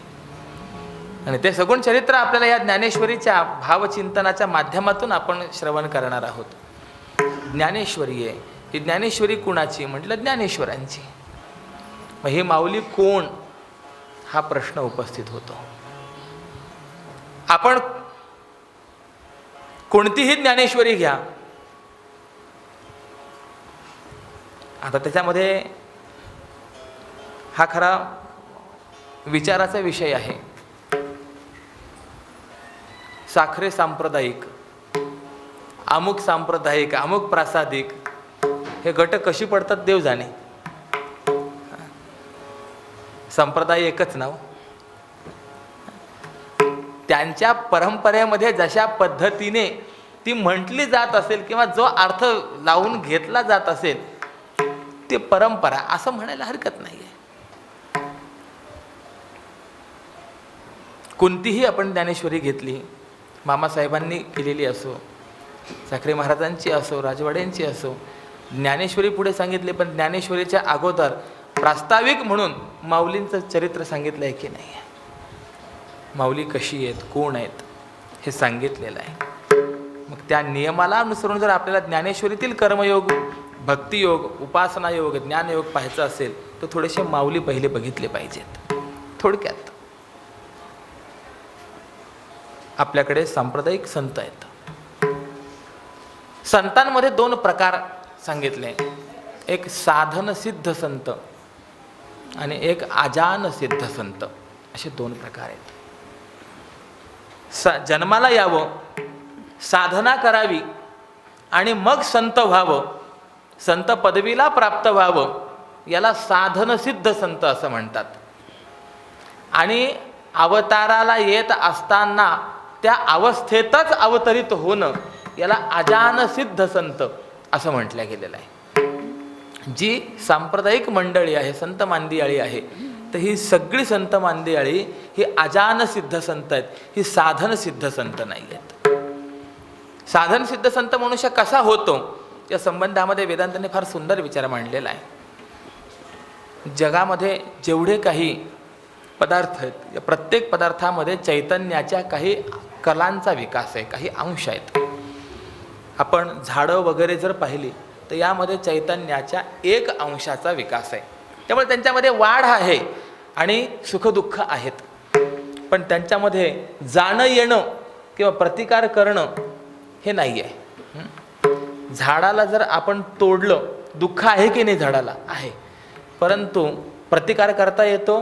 करता येत नाही. मग थोडंसं आपण पुढे जा, जे काही स्वेदज आहेत, उवा, ढेकणं, डास इत्यादी जे आहेत, तर यांच्यामध्ये चैतन्याच्या 2 अंशांचा विचार आहे. त्यामुळे त्यांच्या ठिकाणी सुखदुःखाच्या संवेदना आहे, पण कुणी जर आपल्याला मारत असेल तर पळून जावं एवढी बुद्धी त्यांच्या ठिकाणी आहे. डासाला जर आपण मारायला लागलो तर डास आपल्याला वाचवण्याचा प्रयत्न करतो. याच्या पुढे आपण जर गेलो तर अंडज ही एक खाण आहे. पक्षी या खाणीमध्ये येतात. यांच्या ठिकाणी चैतन्याच्या 3 अंशांचा विचार आहे. यामुळे काय होतं, जर कुणी यांना मारायला आलं, प्रतिकार करायला आलं, तर हे पळूनही जाऊ शकतात. सुखदुःखही त्यांच्या ठिकाणी आहे आणि काही प्रसंगामध्ये ते आपल्याला प्रतिकार पण करतात. किंबहुना या अंडज खाणीमध्ये अंशतः का होईना, परंतु धर्म अधर्माचं ज्ञान आहे. आपण रामायणामध्ये जर गेलो तर ज्या वेळेला सीतामाईचं हरण करून रावण निघालाय, तर त्यावेळेला या रावणाला प्रतिकार करणारा, अडवणारा तो जटायू आहे. आपला हा भाग जो आहे त्या दृष्टिकोनातून खरोखर आपण भाग्यवान आहोत की रामरायांच्या चरणस्पर्शाने परम पुनीत असलेल्या आणि अनेक तीर्थ ज्या भागामध्ये आहेत अशा भागामध्ये आपल्याला जन्म प्राप्त झाला. हे असं आहे, नाथ महाराज तर तुलनेने विचार सांगतात. भरतखंडी नरदेह प्राप्ती हे तो परमभाग्याची संपत्ती, तेथही विवेकी परमार्थी त्याचा वशवर्ती मी परमात्मा. या पृथ्वीवरती जन्माला येणं भाग्य आहेच आहे, परंतु कुठेही अन्य पाश्चात्य देशांमध्ये जन्माला येण्यापेक्षा भारतात जन्माला आला विशेष आहे, विशेष भाग्य आहे. भारतात जन्माला आला त्याहीपेक्षा जर सांगायचं असेल तर महाराष्ट्रात जन्माला आला हे विशेष भाग्य आहे. आणि मी असं म्हणेन की त्या महाराष्ट्रातही जो काही हा आपला पारमार्थिक प्रांत आहे, मग तो नाशिक त्र्यंबकेश्वर असो, देहू आळंदी असो, या प्रांतात जन्माला आला तर तो विवेकी परमार्थी तो विशेष भाग्याचा म्हणायला हरकत नाही आहे. गंमत आहे, पंडित जवाहरलाल नेहरू यांनी एक पुस्तक लिहिलं होतं, द इंडिया असं त्याचं नाव. मुळामध्ये इंग्लिशमध्ये लिहिलं, नंतर त्याचं भाषांतर पण झालं. त्याच्यामध्ये त्यांनी 2 वाक्य लिहिली. एक वाक्य पाहिलं की आपलं अंतःकरण भरून येतं आणि दुसरं वाक्य पाहिलं की रडावंसं वाटतं. पहिलं वाक्य त्यांनी असं लिहिलं की संपूर्ण पृथ्वीवरती जेवढे संत झाले नाही तेवढे संत एकट्या भारतात झाले, आणि भारतात जेवढे संत झाले नाही तेवढे संत एकट्या महाराष्ट्रात झाले. हे वाक्य ऐकल्यानंतर अशी छाती भरून येते की अरे वा, काय आम्ही या महाराष्ट्रात जन्माला आलो, काय आमचं भाग्य असेल. कदाचित आम्ही माऊलींच्या अगोदर जन्माला आलो असतो तर आम्हाला ज्ञानेश्वरी माहिती झाली नसते. भाग्य आहे आमचं की आम्ही या संत मांदियाळी नंतर जन्माला आलो. पण दुसरं वाक्य त्यांनी लिहिलं ना, ते फार विचार करण्यासारखं आहे. आणि ते असं म्हणाले, महाराष्ट्रात एवढं संत होऊ नये, ते संत तह हयात असेपर्यंत महाराष्ट्राला संत कळाले नाही. आजही आपण बघा, महापुरुष कळत नाही आहेत. माझं सांगण्याचं तात्पर्य चाललेलं आहे की अंडाचं खाण जी आहे पक्षी, यांच्यामध्ये अंशतः का होईना धर्म अधर्माचं ज्ञान आहे. त्या रावणाला तुझे हे कृत्य करत आहेस, हे अयोग्य कृत्य आहे, याकरता प्रतिकार करणारा जटायू टाकेद या ठिकाणी आहे. यामध्ये चैतन्याच्या 3 अंशांचा फक्त विस्तार आहे. याच्या पुढे जर आपण गेलो तर पशु जे आहेत, गाय, हत्ती इत्यादी, यांच्या ठिकाणी 4 अंशांचा चैतन्याचा विकास आहे. त्यामुळे यांच्या ठिकाणी आपल्याला विशेष ज्ञान पाहायला मिळतं. पूर्वीची पद्धती आहे, एखाद्या राजा समाप्त झाला, त्याला पुढे कोणी वंश नसेल, वारस नसेल, तर आता दुसरा राजा कोण असा ज्यावेळेला प्रश्न निर्माण होतो, त्यावेळेला विशिष्ट नक्षत्रावरती जन्माला आलेला विशिष्ट जो हत्ती आहे, त्या हत्तीच्या सोंडेत माळ द्यायची आणि नगरामध्ये फिरवायचं. तो हत्ती ज्या पुरुषाच्या गळ्यामध्ये ती माळ घालेल तो राजा. म्हणजे माणसाला कोण राजा निवडावा हे कळत नाही, पण ते कुणाला कळतं? ते हत्तीला कळतं. म्हणजे त्याच्या ठिकाणी ज्ञान आहे की नाही? आहे. पशूंचाही हा अधिकार आहे. फक्त चैतन्याच्या 4च अंशांचा विचार. आणि याच्या पुढे जरायुज खाणीमध्ये आपला नंबर येतो. आपण सुद्धा कशी आहोत? जाराने वेष्टीत अशाच अवस्थेत जन्माला येतो. आपल्या ठिकाणी ईश्वराने जन्मतःच चैतन्याच्या 5 अंशांचा विकास दिलेला आहे. आणि यामुळे काय होतं? या पशुपक्षादिकांपेक्षाही आपल्या ठिकाणी ज्ञान हे अधिक आहे. आपल्या ठिकाणी धर्माचा विचार अधिक आहे. ज्ञानम हि तेषाम अधिको विशेषः धर्मेन हीनः पशुभिः समानः. मग असा आम्हाला ईश्वराने जन्माला घालतानाच एका उच्च स्थितीवरती जन्माला घातलेलं आहे. मग या उच्च स्थितीमध्ये जन्माला आल्यानंतर इथनं पुढे आम्ही जर नीतीने वागलो, धर्म अधर्माने वागलो आणि साधना केली तर आमच्या ठिकाणी चैतन्याच्या 6 अंशांचा विकास होतो. 6 अंशांचा विकास झाला की आम्ही उत्तम व्यवहारी होतो. म्हणजे मग कुठेही आमच्याकडनं चूक होत नाही. अजून साधना केली, 7 अंशांचा विकास झाला की जीवनमुक्त या अवस्थाला प्राप्त होता येतं. आणि याहीपेक्षा पुढे साधना केली, 8 अंशांचा जर आपल्या जीवनामध्ये विकास झाला तर आपण संत कोटीमध्ये अर्थात अवतार कोटीला प्राप्त होतो. मला सांगायचं तात्पर्य आहे, जन्माला आला 5 अंशांचा विकास होता आणि हळूहळू साधना करता करता 8 अंशांच्या विकासापर्यंत गेला की त्याला म्हणायचं साधन सिद्ध संत. आणि काही मात्र अशी आहेत येतानाच 8 अंशांचा विकास घेऊनच येतात, त्यांना म्हणायचं अजान सिद्ध संत. जी काही ज्ञानोबा आहे, तुकोबा आहे, ही सर्व मांदियाळी जी आहे तर ही अजान सिद्ध संत अशा पद्धतीची आहे. कशी आहे तर या संबंधातला जो विचार आहे तर हा महिपती महाराजांनी उत्तम रीतीने सांगितला. असा प्रसंग घडला आहे की कलियुगाचा आरंभ झाला आहे आणि या कलियुगामध्ये सर्वत्र अनाचार दिसायला लागलेला आहे. जे जे आपली विहित कर्म आहेत ती विहित कर्म आपल्याकडनं घडत नाही आहेत. प्रत्येकाने आपापला वर्णाश्रम आचार धर्म याचा त्याग केलेला आहे.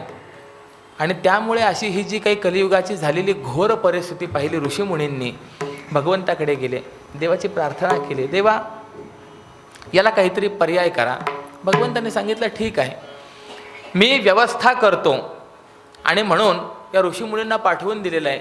जे काही भगवंताचे भक्त होते वैकुंठामध्ये त्या सर्वांना बोलावलं आहे आणि सांगितलं आहे की ऋषीमुनी आले होते, त्यांनी तक्रार केलेली आहे धर्माची संस्थापना राहिली पाहिजे, याकरता आपल्याला काहीतरी उपाय केला पाहिजे.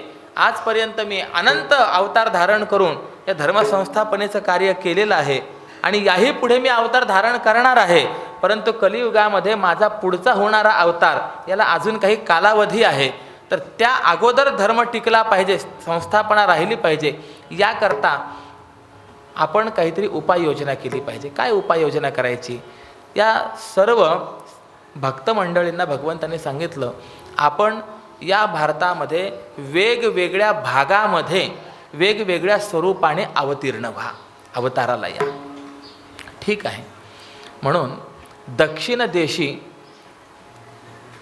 भक्तवर्य पुंडलिकांना पाठवलेलं आहे, नामदेवरायांना पाठवलेलं आहे, उत्तरेकडे सूरदासांना पाठवलेलं आहे, पश्चिमेकडे रामदास स्वामी आहेत, पूर्वेकडे जयदेव स्वामी आहेत.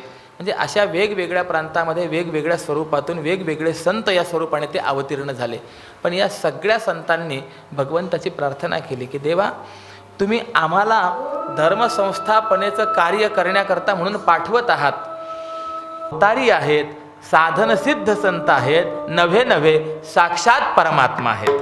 महाविष्णूचा अवतार अवतार महाविष्णूचा अवतार अवतार महाविष्णूचा अवतार अवतार महाविष्णूचा अवतार सखा माझा ज्ञानेश्वर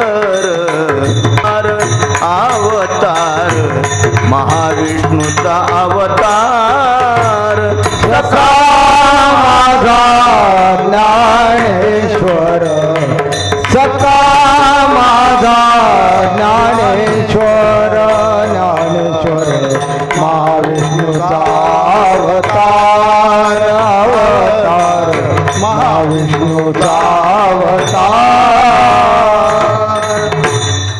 महाविष्णूचा अवतार याळेने माऊलींनी अवतार धारण करून काय केलं हा सगळा विचार जो आहे हा माऊलींच्या चरित्रामध्ये आपल्याला पुढे येणार आहे. एकंदरीत ज्या काही अनेक लीला केल्या त्या अनेक लीलांमध्ये प्रमुख कार्य जर काही असेल तर ते या ग्रंथराज ज्ञानेश्वरीचं असलेलं निर्माण आहे.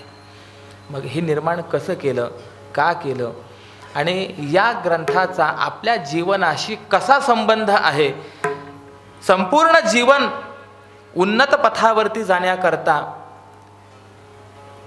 ग्रंथराज ज्ञानेश्वरी कशी उपयोगी आहे हा सगळा विचार आपल्याला करायचा आहे. किंबहुना ग्रंथांचाच विचार करत असताना नामदेवरायांनी स्पष्ट म्हटलेले ग्रंथ तर अनेक आहेत, परंतु ग्रंथ श्रेष्ठ म्हणून जर कोणती असेल तर ती केवळ ज्ञानेश्वरी आहे. नामा म्हणे ग्रंथ श्रेष्ठ ज्ञान देवी एकतरी ओवी अनुभवावी एकतरी ओवी अनुभवावी नामा म्हणे ग्रंथ श्रेष्ठ ज्ञानेश्वरी एकतरी ओवी अनुभवावी एकतरी ओवी अनुभवावी. नामा म्हणे ग्रंथ श्रेष्ठ ज्ञानदेवी एकतरी ओवी अनुभवावी. याचा अर्थ असा आहे की संबंध ज्ञानेश्वरी आम्हाला कळेल ही शाश्वती नाहीच आहे, पण एखादी जरी ओवी कळाली आणि कळालेली ओवी जर अनुभवामध्ये आली जीवन कृतार्थ झाल्याशिवाय राहणार नाही. अहो नामदेवराय तर ओवी म्हणतात, मी त्या पुढे जाऊन असं बोलेन, ओवीची आवश्यकता नाही, माऊलीच्या मुखारविंदातनं निःसृत झालेला एक शब्द जरी आमच्या जीवनात अनुभवाला आला आमचं जीवन कृतार्थ झाल्याशिवाय राहणार नाही. ज्ञानेश्वरीला फार महत्त्व आहे. म्हणलं एवढं जर सामर्थ्य आहे तर सांगितलं कशाला एवढ्या, आमचा अधिकार पाहू.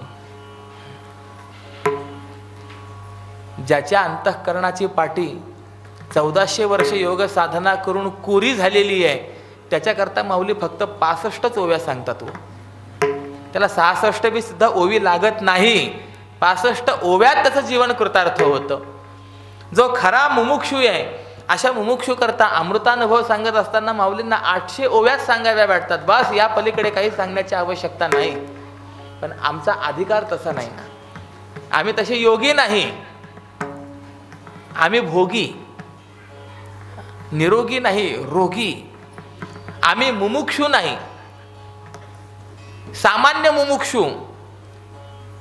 पण आमचंही जीवन कृतार्थ व्हावं याकरता अत्यंत करुणेने माऊलीने या 9000 ओव्या या आमच्याकरता व्यक्त केलेल्या आहेत. एकतरी ओवी अनुभवावी. जीवनामध्ये एका जरी ओवीचा अनुभव आला तरी कृतार्थ झाल्यापासून राहणार नाही. श्री ज्ञान देवा चरणी श्री ज्ञान देवा चरणी श्री ज्ञानदेवा चरणी श्री ज्ञानदेवा चरणी मस्तक असो दिवस रजनी मस्तक असो दिवस रजनी केला जगासी उपकार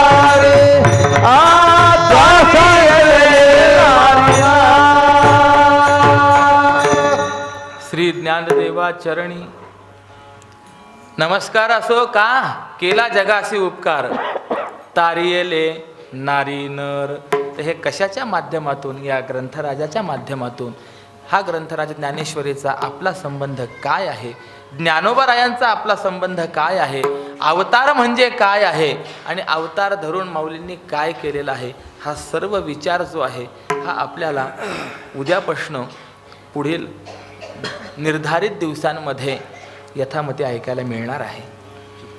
लघ्वारंभ हा क्षेमकरा हा आजचा असलेला पहिला दिवस. आरंभ होण्याकरता थोडासा झालेला विलंब. आणि नेहमी गंगा ही उगमाच्या ठिकाणी बालस्वरूपात असते. जशी जशी पुढे जाते तशी तशी ती विस्ताराला प्राप्त होत असते. गोदावरी ब्रह्मगिरीवर्ण उगम पावते. तिथे असलेलं स्वरूप केवढं आहे. जशी जशी खाली येते तसं तसं स्वरूप वाढत जातं. कुशावर्ताच्या ठिकाणी असलेली गोदावरी, तेच नाशिकच्या ठिकाणी असलेली गोदावरी, आणि जिथं आपण पुढे जाऊ नाथसागर, आपण आंध्रामध्ये गेलो तर किती भव्य दिव्य स्वरूप आहे. मग त्याप्रमाणे आजचा हा असलेला उगम हा इथपर्यंत. उद्यापासून जशी माऊली सद्बुद्धी देतील त्या पद्धतीने आपण सेवा करण्याचा प्रयत्न करणार आहोत. आजचं हे प्रथम वाङ्मयीन पुष्प भगवत चरणारविंदी मी समर्पित करतो. माझ्या वाक्प्रपंचाला या ठिकाणी मी विराम देतो. आणि एकदा माऊलींचं स्मरण होऊन नंतर आरती होईल. पसायदान आणि पसायदानाने असलेली संगता. त्याबरोबर एक कीर्तन या स्वरूपाचे यजमान स्वतंत्र, त्याप्रमाणे हा एक चांगला उपक्रम या ठिकाणी आहे की प्रत्येक दिवसाच्या कथेचं यजमानपदसुद्धा जे आहे तर ते वाटून दिलं गेलेलं आहे. कारण की एकल्याचा नोहे खेळ म्हणून मेळ जमविला, हे एकट्याचा शक्य नाही आहे. सर्वच गोष्टीमध्ये सामुदायिक हा विचार करावा लागतो. आणि असं आहे, कोणताही आनंद सुख हे समुदायामध्ये आलं तर ते वाढत असतं. दोन प्रकार आहेत, दुःख आणि सुख, दोन्ही बाजू. दुःखामध्ये जर समूह अधिक आला तर दुःख कमी होतं, आणि सुखामध्ये समूह अधिक झाला तर सुख वाढतं. उदाहरण सांगतो. एखाद्याकडे घटना झाली आणि त्या ठिकाणी जर 10 माणसं आली तर ते दुःख हलकं होतं, कमी होतं. एकटाच भजन करत बसला, पण त्याला जर भजन करण्याकरता आणखी 10 जण येऊन मिळाली तर भजनाचा आनंद कमी झाला का वाढला? हो, वाढला. मग असा हा कथानंद, कार्यक्रमाचा आनंद जो आहे हा सुद्धा वृद्धिंगत व्हावा याकरता असलेली ही या मंडळाची योजना जी आहे ही उत्तम आहे. आजचे यजमान श्री गणेशजी काळे या परिवारालाही या व्यासपीठाच्या माध्यमातून, माऊलींच्या माध्यमातून धन्यवाद देतो. आणि नामस्मरण होऊन मग पुढे आरती पसायदान त्यांचा सत्कार करायचा आहे का? बरं द्या यजमानांचा. ज्ञानदेव तुकाराम, ज्ञानदेव तुकाराम, ज्ञानदेव तुकाराम, ज्ञानदेव तुकाराम, ज्ञानदेव तुकाराम, ज्ञानदेव तुकाराम, ज्ञानदेव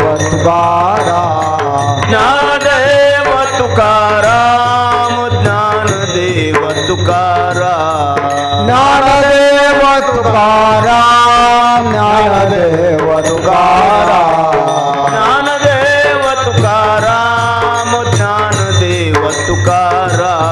ज्ञानदेव तुकाराम, ज्ञानदेव तुकाराम, ज्ञानदेव तुकाराम, ज्ञानदेव ज्ञानदेव तुकाराम, ज्ञानदेव तुकाराम,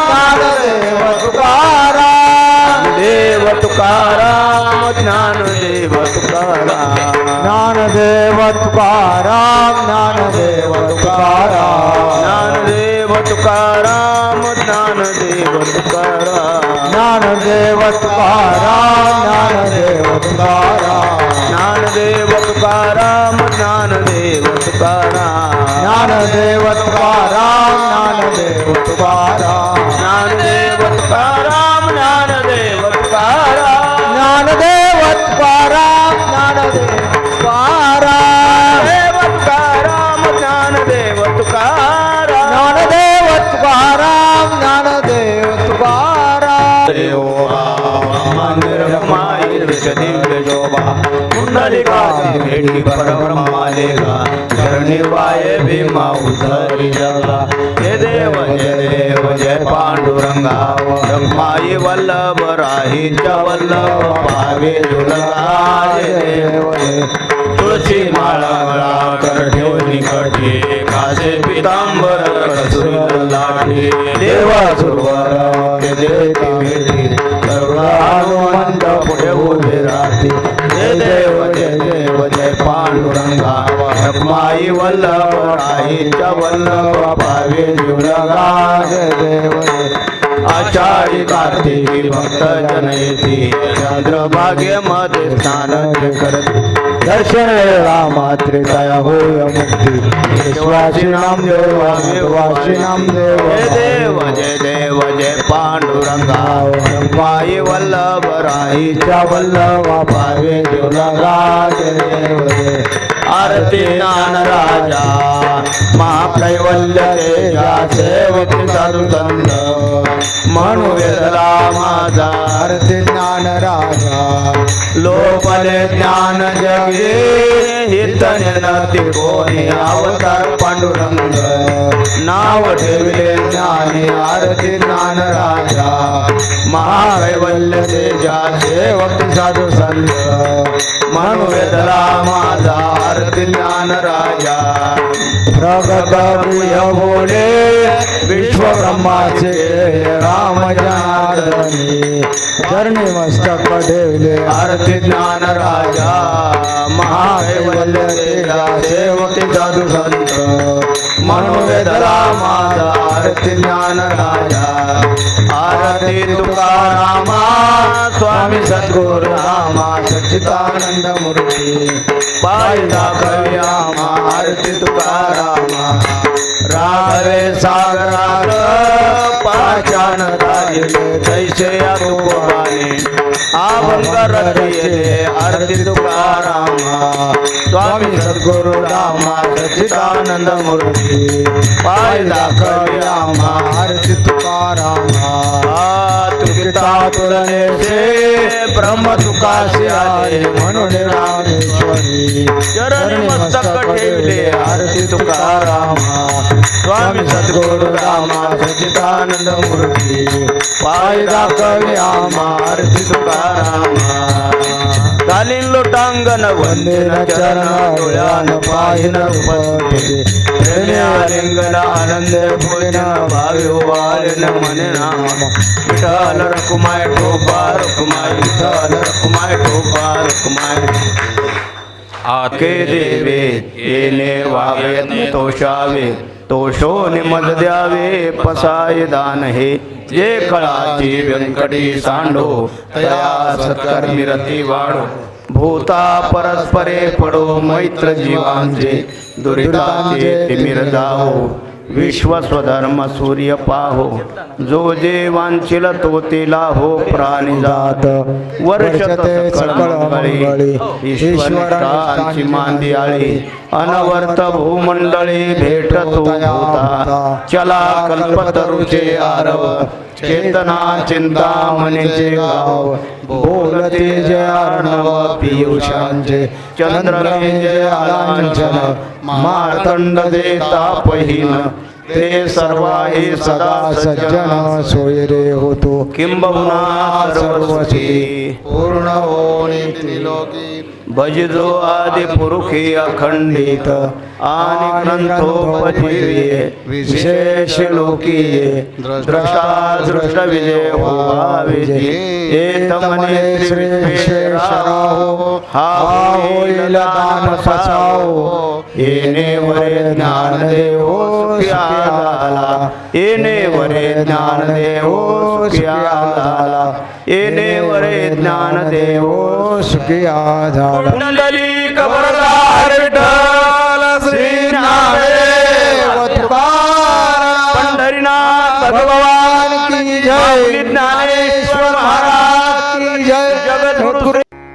आपले आवडते साई लीला टीव्ही एक आध्यात्मिक सहवास हे एक फ्री चॅनल आहे. आपल्या येथे केबल टीव्हीवर जर साई लीला टीव्ही एक आध्यात्मिक सहवास हे चॅनल दिसत नसेल तर आजच आपल्या केबल ऑपरेटरशी संपर्क करा.